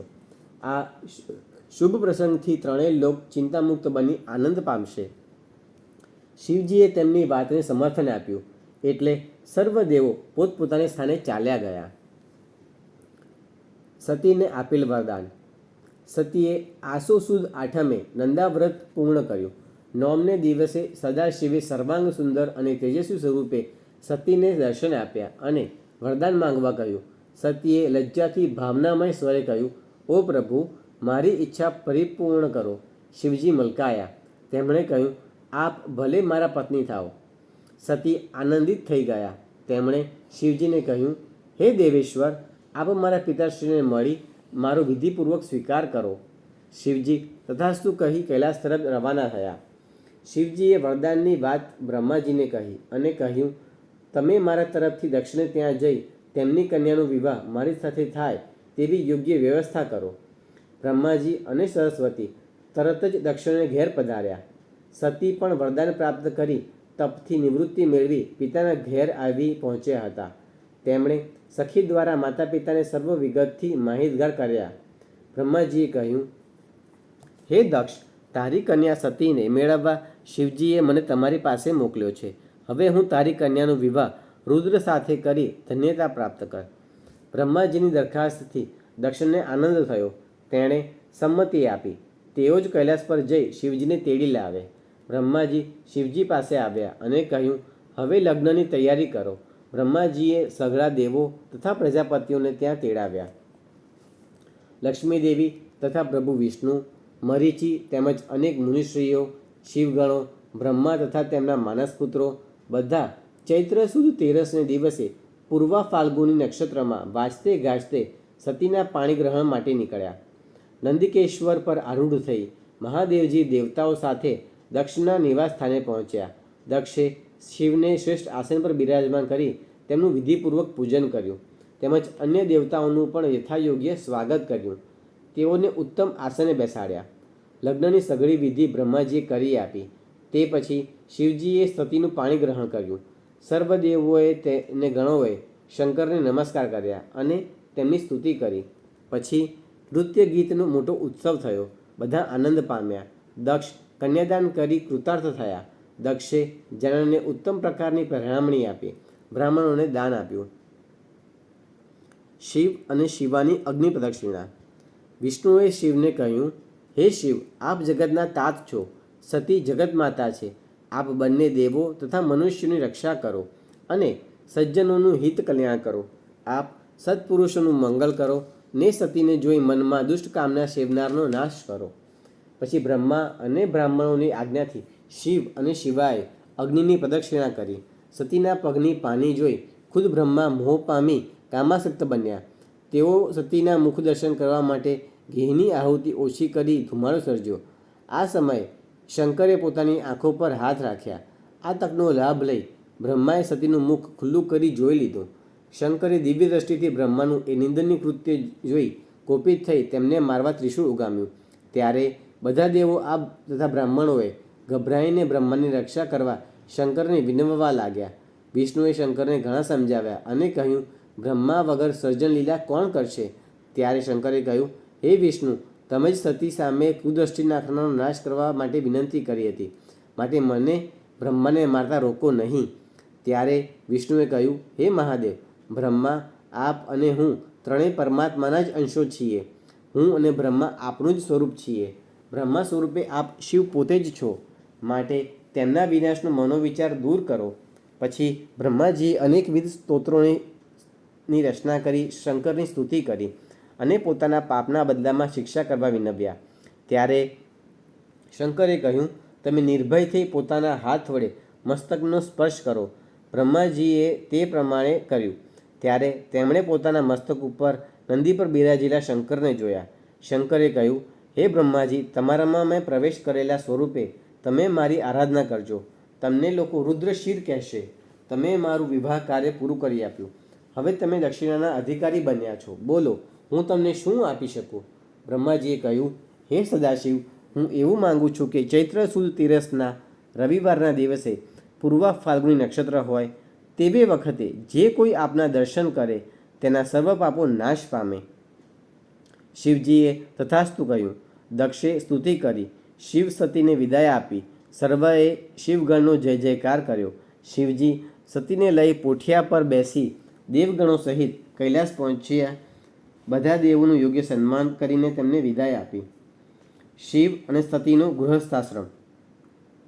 શિવ અને સતી પરસ્પરમાં ઓતપ્રોત બનીને સ્નેહ ગોષ્ઠીમાં રચ્યા પચ્યા રહેવા લાગ્યા. તેમનો ગૃહસ્થાશ્રમ આદર્શમય હતો. શિવજી ક્યારેક પુષ્પો લઈ તેનો મનોહર હાર બનાવી સતીને પહેરાવતા, તેમજ સતીના મુખ દર્શનમાં મુગ્ધ બનીને શિવજી પોતાના હાથે અલંકારો સાફ કરીને સતીને પહેરાવતા. આ રીતે ભક્તો પર પ્રસન્ન રહેતા પ્રભુ શિવ પર્વતમાળામાં સતીની સાથે વિચરણ કરતા. સતીના રૂપાળા દૈદીપ્યમાન મુખાનવિંદનું અમૃત પીતા પીતા શિવ વાતાવરણમાં એકરસ બની જતા. આમ દક્ષ પુત્રી સાથે શિવજી હિમગીરીની ઘટાદાર કુંજોમાં, ઉત્તુંગ શિખરો તેમજ ગુફાઓમાં ક્રીડા કરતા. તેમાં દેવોના 25 વર્ષો પસાર થઈ ગયા. વર્ષા ઋતુનું આગમન થતાં મહેશ અને ઉમા ઊંચા શિખરે આરૂઢ થયા હતા. તે વખતે વીજળીના ચમકારા સાથે મેઘોએ કરાનો વરસાદ વરસાવ્યો. તેથી સતી વ્યાકુળ બની શિવજીને પોતાને માટે કોઈ આશ્રય સ્થાન ઊભું કરવાનું કહેવા લાગ્યા. શિવજીએ કહ્યું, હે સુંદરી, વર્ષા ઋતુમાં હિમાલયના મધ્યપ્રદેશ સુધી જ મેઘો આવી શકે છે. કૈલાસ પર્વતની તળેટીથી ઉપર આવતા નથી. સુમેરુ પર્વત ઉપરથી ચડી શકતા નથી. આ પર્વતો પૈકી તમે જે જગ્યા પસંદ કરો ત્યાં આપણે પહોંચી જઈએ. હિમાલય પર્વત પર તમને બહુ સુખનો અનુભવ થશે. સિદ્ધોની અનેક સ્ત્રીઓ તમારું સ્વાગત કરશે. નાગસુંદરી, પહાડી કન્યાઓ અને કિન્નર કન્યાઓ તમને નિરંતર મદદ કરશે. હિમાલયની પત્ની મેના પણ તમને પ્રસન્ન કરવા ઉત્સુક રહેશે. સતીએ હિમાલય પર નિવાસ કરવાનું પસંદ કર્યું. ત્યારે હિમાલય પર્વત નજીક કૈલાસ શિખર પર ભગવાન શંકરે સતી સાથે દેવી 1000 વર્ષ રમણીય ઉદ્યાનો વનોમાં વિહરતા સુખ ભોગવતા પૂરા કર્યા. એક દિવસ સતીએ કહ્યું, હે દેવાધિદેવ, સંસારીને પરમ આનંદ ખુશી પ્રાપ્ત થાય અને ફરીથી મોહ નહીં થાય તે પરમ તત્વનો બોધ આપવા માટે કૃપા કરો. ત્યારે શિવજીએ કહ્યું, હે સતી, હું બ્રહ્મ છું એવું સત્ય સ્વીકારી સગુણ કે નિર્ગુણ ભક્તિ કરી શકાય છે. શ્રવણ, કીર્તન, સ્મરણ, સેવન, દાસપણું, પૂજન, વંદન, મિત્રતા અને સમર્પણ એવા ભોગ અને મોક્ષ પ્રાપ્ત કરાવનાર, ભક્તિ માર્ગે વિહરનારા સર્વ સંકટો હું નિવારું છું.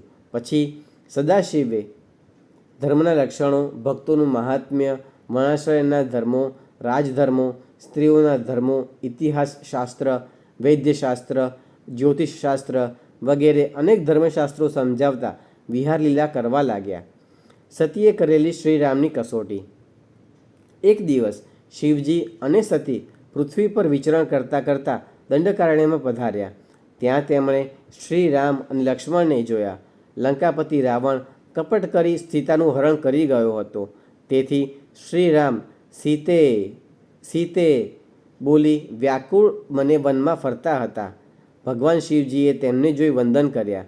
ત્યારે સતીએ આશ્ચર્ય પામી પૂછ્યું, હે નાથ, આપ બધાના પ્રણામને પાત્ર છો, તો તમે આમને વંદન કેમ કર્યા?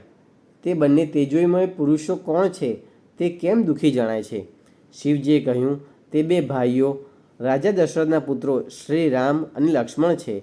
શ્રી રામ વિષ્ણુના અંશ અને નાનું લક્ષ્મણ શેષ સ્વરૂપ છે.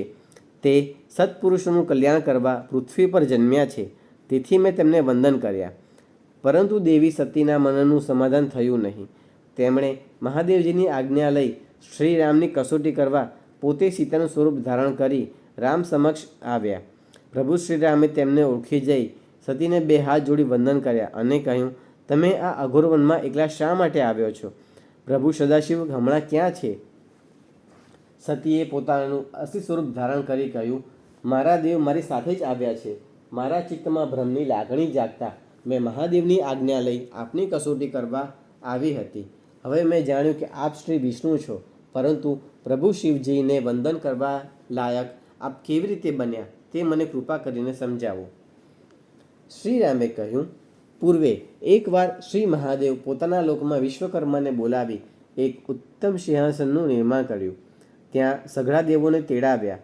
રાજ્યાભિષેકની અનેકવિધ સામગ્રી મંગાવી, વેદના મંત્રોચ્ચાર કરી, શ્રીહરિને મુગટ પહેરાવી, પોતાનું ઐશ્વર્ય આપી સિંહાસન પર અભિષેક કર્યો અને કહ્યું, આજથી માંડીને મારી આજ્ઞાથી વિષ્ણુ સર્વને વંદનીય થયા છે. આમ કહી શિવે વિષ્ણુને વંદન કર્યા અને શ્રેષ્ઠ વરદાનો આપી તેમને આવકાર્યા. પછી મહેશ્વર બોલ્યા, તમને 3 પ્રકારની સિદ્ધિ શક્તિ અર્પું છું, તે સ્વીકારો. પહેલી ઈચ્છા વગેરેની સિદ્ધિ, બીજી લીલા કરવાની શક્તિ અને ત્રીજી તમે ત્રણેય લોકમાં સ્વાતંત્ર્ય ભોગવશો. હે વિષ્ણુ, હું તમારા ભક્તોને મોક્ષ આપીશ. તમે જગત કલ્યાણ માટે વિવિધ અવતાર ધારણ કરશો. આમ મેં શિવજીની આજ્ઞાથી જ દશરથને ત્યાં શ્રી રામ રૂપે અવતાર ધારણ કર્યો છે. હું અને મારો નાનો ભાઈ લક્ષ્મણ પિતાની આજ્ઞાથી જ વનમાં આવતા મારી પત્ની સીતાનું કોઈ નરાધમ રાક્ષસ હરણ કરી ગયો છે. તેથી હું આકુળ વ્યાકુળ બની વનમાં અહીં તહીં ભટકી રહ્યો છું. આપના દર્શનથી હું ઘણો આનંદ પામ્યો છું. સતીને પ્રણામ કરી તેઓ આગળ ચાલતા થયા. સતીને શ્રીરામની કસોટી કરવા બદલ ઘણું દુઃખ થયું. તેઓ વિચારમાં પડ્યા કે હવે પ્રભુને શું ઉત્તર આપીશ. તેઓ શિવ પાસે ગયા. ત્યારે શિવે તેમને પૂછ્યું, તમે શી રીતે શ્રીરામની કસોટી કરી? સતી નિરુત્તર બની નીચા મસ્તકે ઊભા રહ્યા. એટલે શિવજીએ સઘળું અંતર્મનથી જાણી લીધું. શિવજીએ વિચાર્યું કે સતીએ સીતાનું સ્વરૂપ ધારણ કર્યું. હવે જો હું તેમને સ્નેહ કરું તો મારી પ્રતિજ્ઞાનો ભંગ થાય. તેમણે તરત જ સતીનો મનથી ત્યાગ કર્યો. કૈલાસ પર પાછા ફર્યા. તે દરમિયાન આકાશવાણી થઈ, હે દેવેશ્વર, તમને ને તમારી પ્રતિજ્ઞાને ધન્ય છે. આવી ઘોર પ્રતિજ્ઞા લેનાર તેમજ તેને પાળનાર ત્રણેય લોકમાં તમારા વિના બીજો કોઈ નથી. આકાશવાણી સાંભળી સતી ચિંતાતુર બની મહાદેવને પૂછવા લાગ્યા, તમે કોઈ પ્રતિજ્ઞા કરી છે ખરી? શિવ એક અક્ષર સુદ્ધા બોલ્યા નહીં, પરંતુ સતી હૃદયને પામી ગયા. તેમને થયું, શિવે મારો ત્યાગ કર્યો છે. તેઓ ઘણા દુઃખી થયા. પરંતુ શિવજીએ તેમને અનેક કથા વાર્તાઓ સંભળાવી તેમના મનનું દુઃખ વિસરાવી દીધું. પરંતુ પોતાની પ્રતિજ્ઞાનો ભંગ કર્યો ન હતો. દક્ષે કરેલી માનહાનિ. એકવાર બધા મુનિઓએ પ્રયાગ વિસ્તારમાં ભેગા થઈ એક મોટો યજ્ઞ કર્યો હતો. બ્રહ્મા તેમજ શિવજી ત્યાં પધાર્યા હતા. ત્યાં દક્ષનું આગમન થતાં શિવ સિવાય સૌએ દક્ષને વંદન કર્યા, માન આપ્યું. તેથી દક્ષ શિવજી પર ક્રોધિત થઈ શાપ આપ્યો, શિવજીનો અન્ય દેવો સાથે યજ્ઞ ભાગ આપવામાં આવશે નહીં. દક્ષની આ વાણીથી શિવજી કાંઈ બોલ્યા નહીં. પણ નંદિકેશ્વર ગુસ્સે થઈ બોલ્યો, હે નરાધમ, જેમના સ્મરણ માત્રથી સઘળા યજ્ઞો સફળ થાય છે, તે મહાપ્રભુ રુદ્રને શાપ આપી તે તેમની હાંસી કરી છે. મંદબુદ્ધિ ધરાવતા બ્રાહ્મણોએ તને ટેકો કર્યો છે. તેથી રુદ્રના પ્રભાવથી હું તને શાપ આપું છું કે તમે બધા વેદના તત્વજ્ઞાનથી રહિત થાઓ. તમે બ્રાહ્મણો કાયમ ભિખારી અને નિર્લજ્જ બનો. તમે આત્મજ્ઞાન ભૂલી પશુ જેવા બન્યા હોવાથી તત્કાળ બકરાના મુખવાળા બનો. નંદિકેશ્વરના શાપથી બધા સ્તબ્ધ બની ગયા. શિવજીએ નંદીને સમજાવી શાંત બનાવ્યા. તેઓ તેમના સ્થાને ચાલ્યા ગયા. દક્ષ શિવજીની નિંદા કરતો કરતો પોતાના સ્થાન ભણી ચાલ્યો ગયો. દક્ષ દ્વારા યજ્ઞની શરૂઆત. થોડા સમય પછી કનખલ નામના તીર્થક્ષેત્રમાં દક્ષે એક મોટા યજ્ઞની શરૂઆત કરી. તે યજ્ઞમાં સઘળા દેવો, મુનિઓ, મહાત્માઓ, વિદ્વાનો તથા બ્રહ્મા અને વિષ્ણુને પણ તેડાવ્યા. સઘળા દેવો પોતપોતાના સહકુટુંબ સાથે પધાર્યા. દક્ષે પોતાનું સ્વાગત કર્યું, યોગ્ય ઉતારા આપ્યા. વસુ તેમજ દેવગણોને તેણે યજ્ઞ જોવા આમંત્ર્યા હતા. યજ્ઞમાં 6 સ્વસ્તિ વાચન કરાવતો દક્ષ તેની પત્ની સાથે અત્યંત શોભતો હતો. દક્ષે દુષ્ટ બુદ્ધિથી શિવને આ યજ્ઞમાં આમંત્ર્યા ન હતા. યજ્ઞની શરૂઆત થતાં શિવ ભક્ત દધીચીએ કહ્યું, હે દેવર્ષિઓ, આ યજ્ઞમાં મહાદેવ કેમ દેખાતા નથી? તેમના વગર યજ્ઞનો કશો અર્થ રહેતો નથી, તે અધૂરો ગણાશે. ત્યારે દક્ષ ક્રોધમાં આવી બોલ્યો, આ યજ્ઞમાં સર્વ દેવો, ઇન્દ્ર તથા બ્રહ્મા વિષ્ણુ પણ હાજર છે, તો શિવજીની શું જરૂર? મેં બ્રહ્માના કહેવાથી જ મારી પુત્રી સતીને કુલહીન, પિશાચોના સ્વામી, અપવિત્ર અને જડ ભાવનાવાળા શિવ સાથે પરણાવી હતી. વળી તે અભિમાની, જડ અને મૂર્ખ હોવાથી મેં એને યજ્ઞમાં આમંત્રણ આપ્યું નથી. માટે આપ સર્વેને આ યજ્ઞ સફળ કરવા મારી વિનંતી છે. દક્ષની આવી વાણી સાંભળી દધીચી સાંભળી ન શક્યા. તેઓ તરત યજ્ઞ મંડપ ત્યજીને જતા રહ્યા અને કહેતા ગયા, હે દક્ષ, ભગવાન રુદ્ર વિનાનો આ યજ્ઞ જ નથી. આ યજ્ઞથી તારો વિનાશ થઈને રહેશે. દધીચીની સાથે સાથે બીજા શિવભક્ત મુનિઓ પણ ત્યાંથી ચાલ્યા ગયા. પછી દક્ષની આજ્ઞાથી યજ્ઞના કાર્યનો પ્રારંભ થયો. જ્યારે દેવોના વિમાનો સજ્જ થઈ યજ્ઞમાં જતા હતા, ત્યારે સતી ગંધમાદન પર્વત પર સહેલીઓની સાથે ક્રીડા કરતા હતા. તે સમયે રોહિણીની સાથે ચંદ્રને દક્ષના યજ્ઞમાં જતા જોયા એટલે સતીએ પોતાની સખી વિજયાને રોહિણી પાસે મોકલી. ત્યારે તેણે દક્ષને ત્યાં યોજાયેલા યજ્ઞ વિશે વાત કરી. આ વાત જાણી સતીને ખૂબ દુઃખ થયું કે મારા માતા પિતાએ મને અને શિવજીને યજ્ઞમાં કેમ ન બોલાયા. તેઓ તરત જ શિવજી પાસે જઈ વંદન કરી બોલ્યા, મેં જાણ્યું છે કે મારા પિતાને ઘેર યજ્ઞ થઈ રહ્યો છે. એ યજ્ઞમાં જવાની તમને ઈચ્છા થતી નથી. આપની હાજરી વિના તો તે યજ્ઞ સફળ થઈ શકશે નહીં. વળી ત્યાં સગા સ્નેહી સાથે મેળાપ થશે. માટે યજ્ઞમાં ભાગ લેવા આપણે જઈએ. શિવજીએ કહ્યું, મને આમંત્રણ ન હોવાથી હું તે યજ્ઞમાં ન જઈ શકું. જેઓ વગર તેડાવીએ પારકે ઘેર જાય છે તેઓ અપમાન પામે છે. પણ તમારે જવું હોય તો જાઓ. દેવી સતી શિવજીની આજ્ઞા લઈ પોઠિયા પર આરૂઢ થઈ ગણોને સાથે લઈ પિતાના ઘરે જવા રવાના થયા. દેવી સતી યજ્ઞ સ્થળે પહોંચ્યા ત્યારે માતા અને બહેનોએ તેમનો પ્રેમથી સત્કાર કર્યો, પરંતુ દક્ષ કાંઈ બોલ્યા નહીં. છતાં સતીએ માતા પિતાને વંદન કર્યા. તેમણે યજ્ઞમાં વિષ્ણુ વગેરેનો ભાગ જોયો, પણ શિવનો ભાગ ન જોતા તેઓ ગુસ્સે થઈ પિતાને કહેવા લાગ્યા, હે પિતા, જેમના કારણે સમસ્ત જગતનું કલ્યાણ થાય છે તેવા પરમ પવિત્ર અને પાવન શિવજીને યજ્ઞમાં શા માટે તેડાવ્યા નથી? શું તમે શિવજીને સામાન્ય દેવ જાણી તેમનો અનાદર કર્યો છે? ઓ વિષ્ણુ, તમે બ્રહ્મા અને બીજા મુનિ શિવ વિના યજ્ઞમાં ભાગ લેવા શા માટે આવ્યા? સતીએ વિષ્ણુ અને બ્રહ્માને પણ ટપકા ભર્યા વચનો સંભળાવ્યા. બધા દેવનો ક્રોધ જોઈ ચૂપ બેસી રહ્યા. ત્યારે દક્ષે કહ્યું, તારો પતિ મહાદેવ અમંગળ, કુળહીન, વેદથી બહિષ્કૃત અને અત્યંત ખરાબ વેશ ધારણ કરનાર હોવાથી મેં એને આમંત્ર્યો નથી. તારે અહીં રહેવું હોય તો રહે અને જવું હોય તો જા. અહીં તારું કોઈ કામ નથી. પિતાના વચનો સાંભળી સતીને ઘણું દુઃખ થયું. તેમણે શિવજીને યાદ કર્યા. પછી પિતા સામે જોઈ બોલ્યા, હે પિતા, મહાદેવની નિંદા કરનાર અને સાંભળનાર સદૈવ નરકમાં રહે છે. શિવના ઉચ્ચારણથી સર્વ પાપોનો નાશ થાય છે. શંકર મને દક્ષપુત્રી કહી બોલાવે ત્યારે તમારું નામ હું કેમ સાંભળી શકીશ? તમારા થકી ઉત્પન્ન થયેલ આ દેહનો હું ત્યાગ કરીશ. આમ કહી સતીએ પ્રભુ સદાશિવનું સ્મરણ કર્યું. પછી શાંત બુદ્ધિવાળા થઈ ઉત્તર દિશામાં પૃથ્વી ઉપર બેસી વિધિ પ્રમાણે જળનું આચમન કરી વસ્ત્રથી ચોપાસ ઢંકાઈ પવિત્ર થઈ આંખો બંધ કરી યોગ માર્ગમાં પ્રવેશ કર્યો.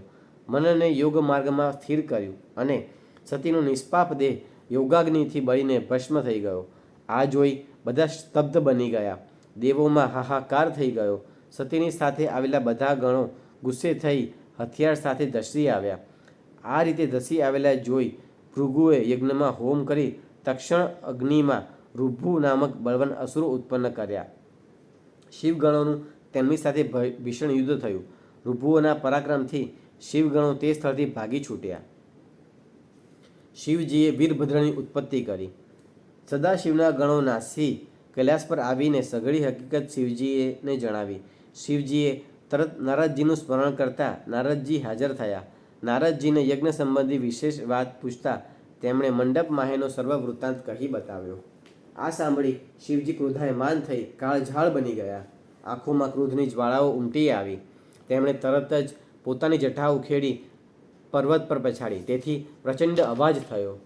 જટાના પૂર્વ ભાગેથી વીરભદ્ર ઉત્પન્ન થયો અને ઉત્તર ભાગેથી અતિ ભયંકર મહાકાળી ઉત્પન્ન થઈ. રુદ્રના ક્રોધના ફૂફાડાથી 100 તાવ અને 13 સન્નિપાત ઉત્પન્ન થયા. વીરભદ્ર શિવની પાસે આવી પ્રણામ કરી બોલ્યો, મને આજ્ઞા આપો, મારે કયું કાર્ય કરવાનું છે?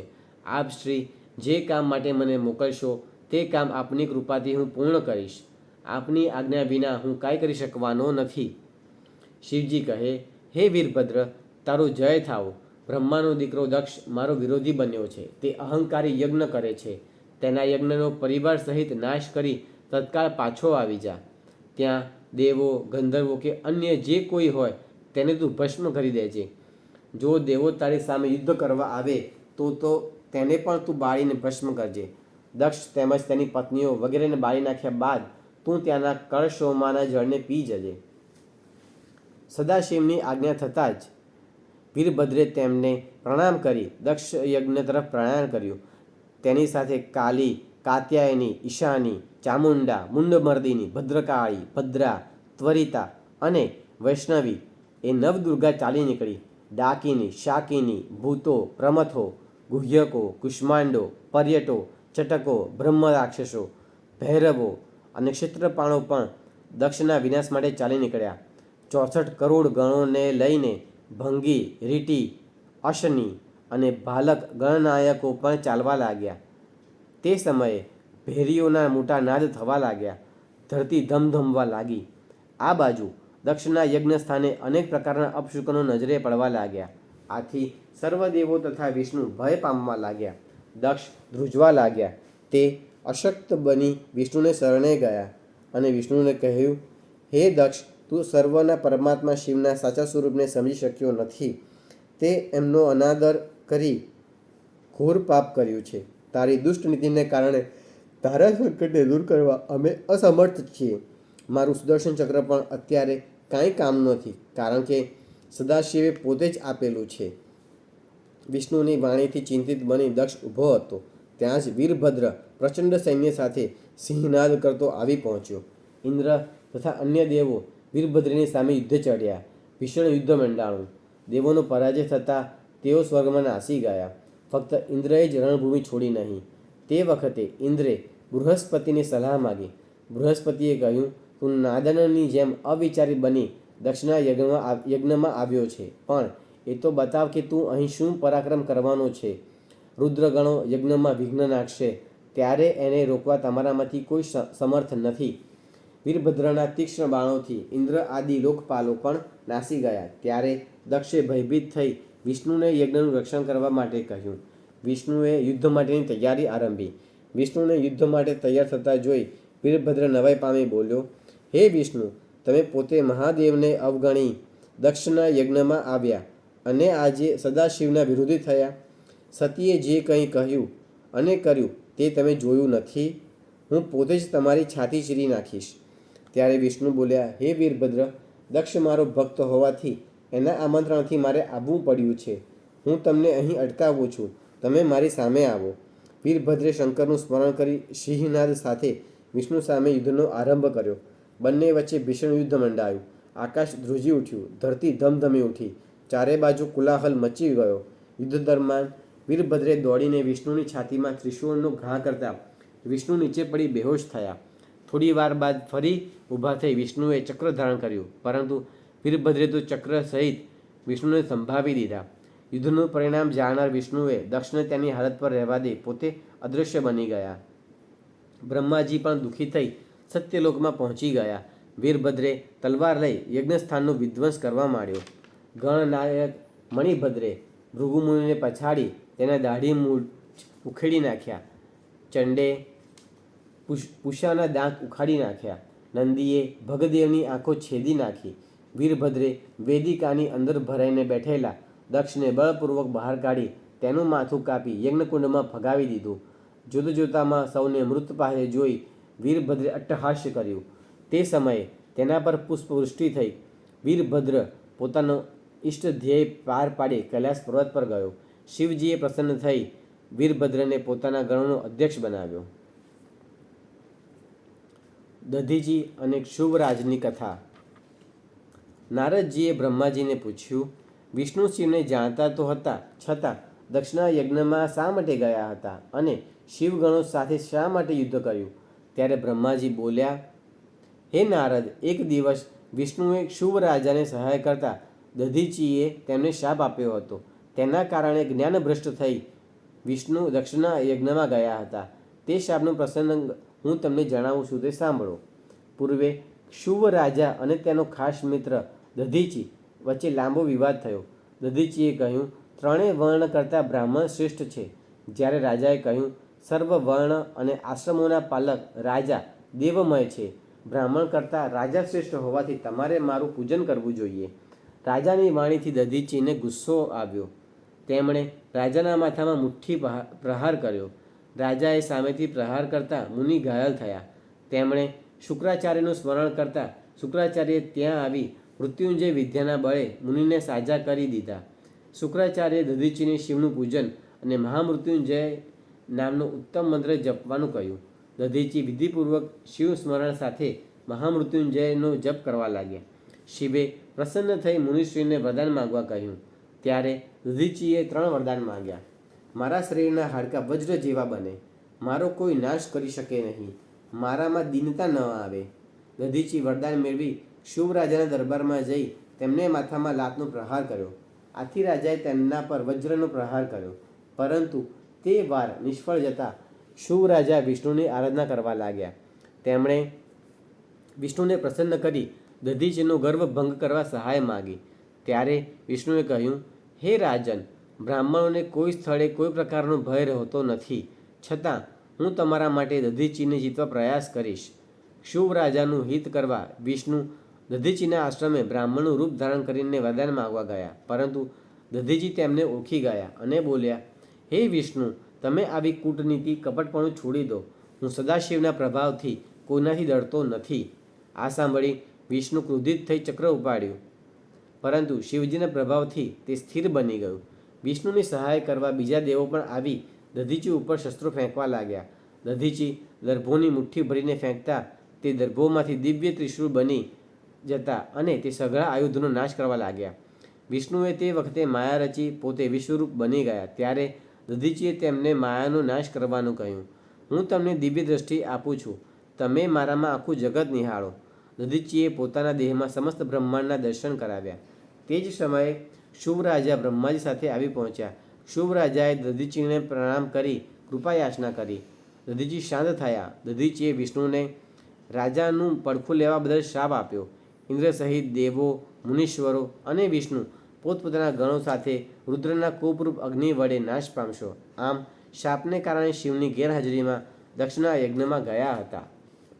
ત્યારબાદ બ્રહ્માજીએ વિષ્ણુને યજ્ઞને પૂર્ણ કરવા અને સર્વ મુનિઓને સુખી કરવા વિનવતા વિષ્ણુને કહ્યું, આપણે સર્વ આ માટે મહાદેવજીને શરણે જવું જોઈએ અને તેમની ક્ષમા માંગવી જોઈએ. બ્રહ્મા, વિષ્ણુ તથા અન્ય દેવો કૈલાસ પર્વત પર ગયા. શિવજી વડ નીચે બેઠા હતા. શિવજીની પાસે નારદજી બેઠા હતા અને શિવ તેમના પ્રશ્નોનું સમાધાન કરી રહ્યા હતા. વિષ્ણુ તેમજ સર્વ દેવો અને મુનિઓએ શિવજીને શ્રદ્ધાથી વંદન કર્યા અને તેમની સ્તુતિ કરતા લાગ્યા. પછી કહ્યું, હે ભોળાનાથ, દક્ષ પ્રજાપતિના યજ્ઞને પૂર્ણ કરો. ભગદેવને નેત્રો, પૂષાને દાંતો, ભૃગુને દાઢીમૂછ તથા દક્ષને પુનઃ જીવિત કરો. તેમજ જેમના શરીરો ભગ્ન થઈ ગયા છે તે ધબકતા કરો. યજ્ઞમાં આપશ્રીનો ભાગ હોય તે સ્વીકારો. શિવજી બ્રહ્મા, વિષ્ણુ તથા મુનિઓની પ્રાર્થનાથી પ્રસન્ન થયા અને તેમની સર્વ ઈચ્છા પૂર્ણ થશે એમ કહ્યું. સર્વ દેવોએ શિવજીનો જય ઘોષ કર્યો. પછી દેવોએ શિવજીને આગ્રહપૂર્વક યજ્ઞમાં આવવા માટે નિમંત્રણ આપ્યું. શિવજી સૌની સાથે મંગળ સ્થળે પહોંચી ગયા. શિવજીએ વીરભદ્રને આજ્ઞા કરી એટલે તે દક્ષનું ધડ લઈ આવ્યો, પરંતુ મસ્તક યજ્ઞકુંડમાં ભસ્મીભૂત થઈ જતાં બકરાનું માથું લાવ્યો અને તેના ધડ પર લગાવી દીધું. દક્ષ પછી જીવિત થયો. શિવની દ્રષ્ટિ પડતા તેના સઘળા પાપો નાશ પામ્યા. દક્ષે પોતાના કન્યાના દેહ વિલયથી લજ્જા પામી શિવને વારંવાર વંદન કરી પોતે કરેલા તેમના અપમાન માટે ક્ષમા યાચના માગી. વિષ્ણુએ પણ શિવજીની ક્ષમા માગતા કહ્યું, હે ભોળાનાથ, દક્ષને ક્ષમા આપો અને હું પણ દક્ષ તરફથી રડ્યો તે બદલ મને માફ કરો. પછી બધાએ વારાફરતી શિવજીની સ્તુતિઓ કરી. છેલ્લે શિવજીની આજ્ઞાથી દક્ષનો અપૂર્ણ રહેલો યજ્ઞ પૂર્ણ થયો. બધા દેવો તેમજ મુનિઓ સંતોષ પામી પોતપોતાના સ્થાને ચાલ્યા ગયા. પ્રભુ શિવ કૈલાસ તરફ રવાના થયા.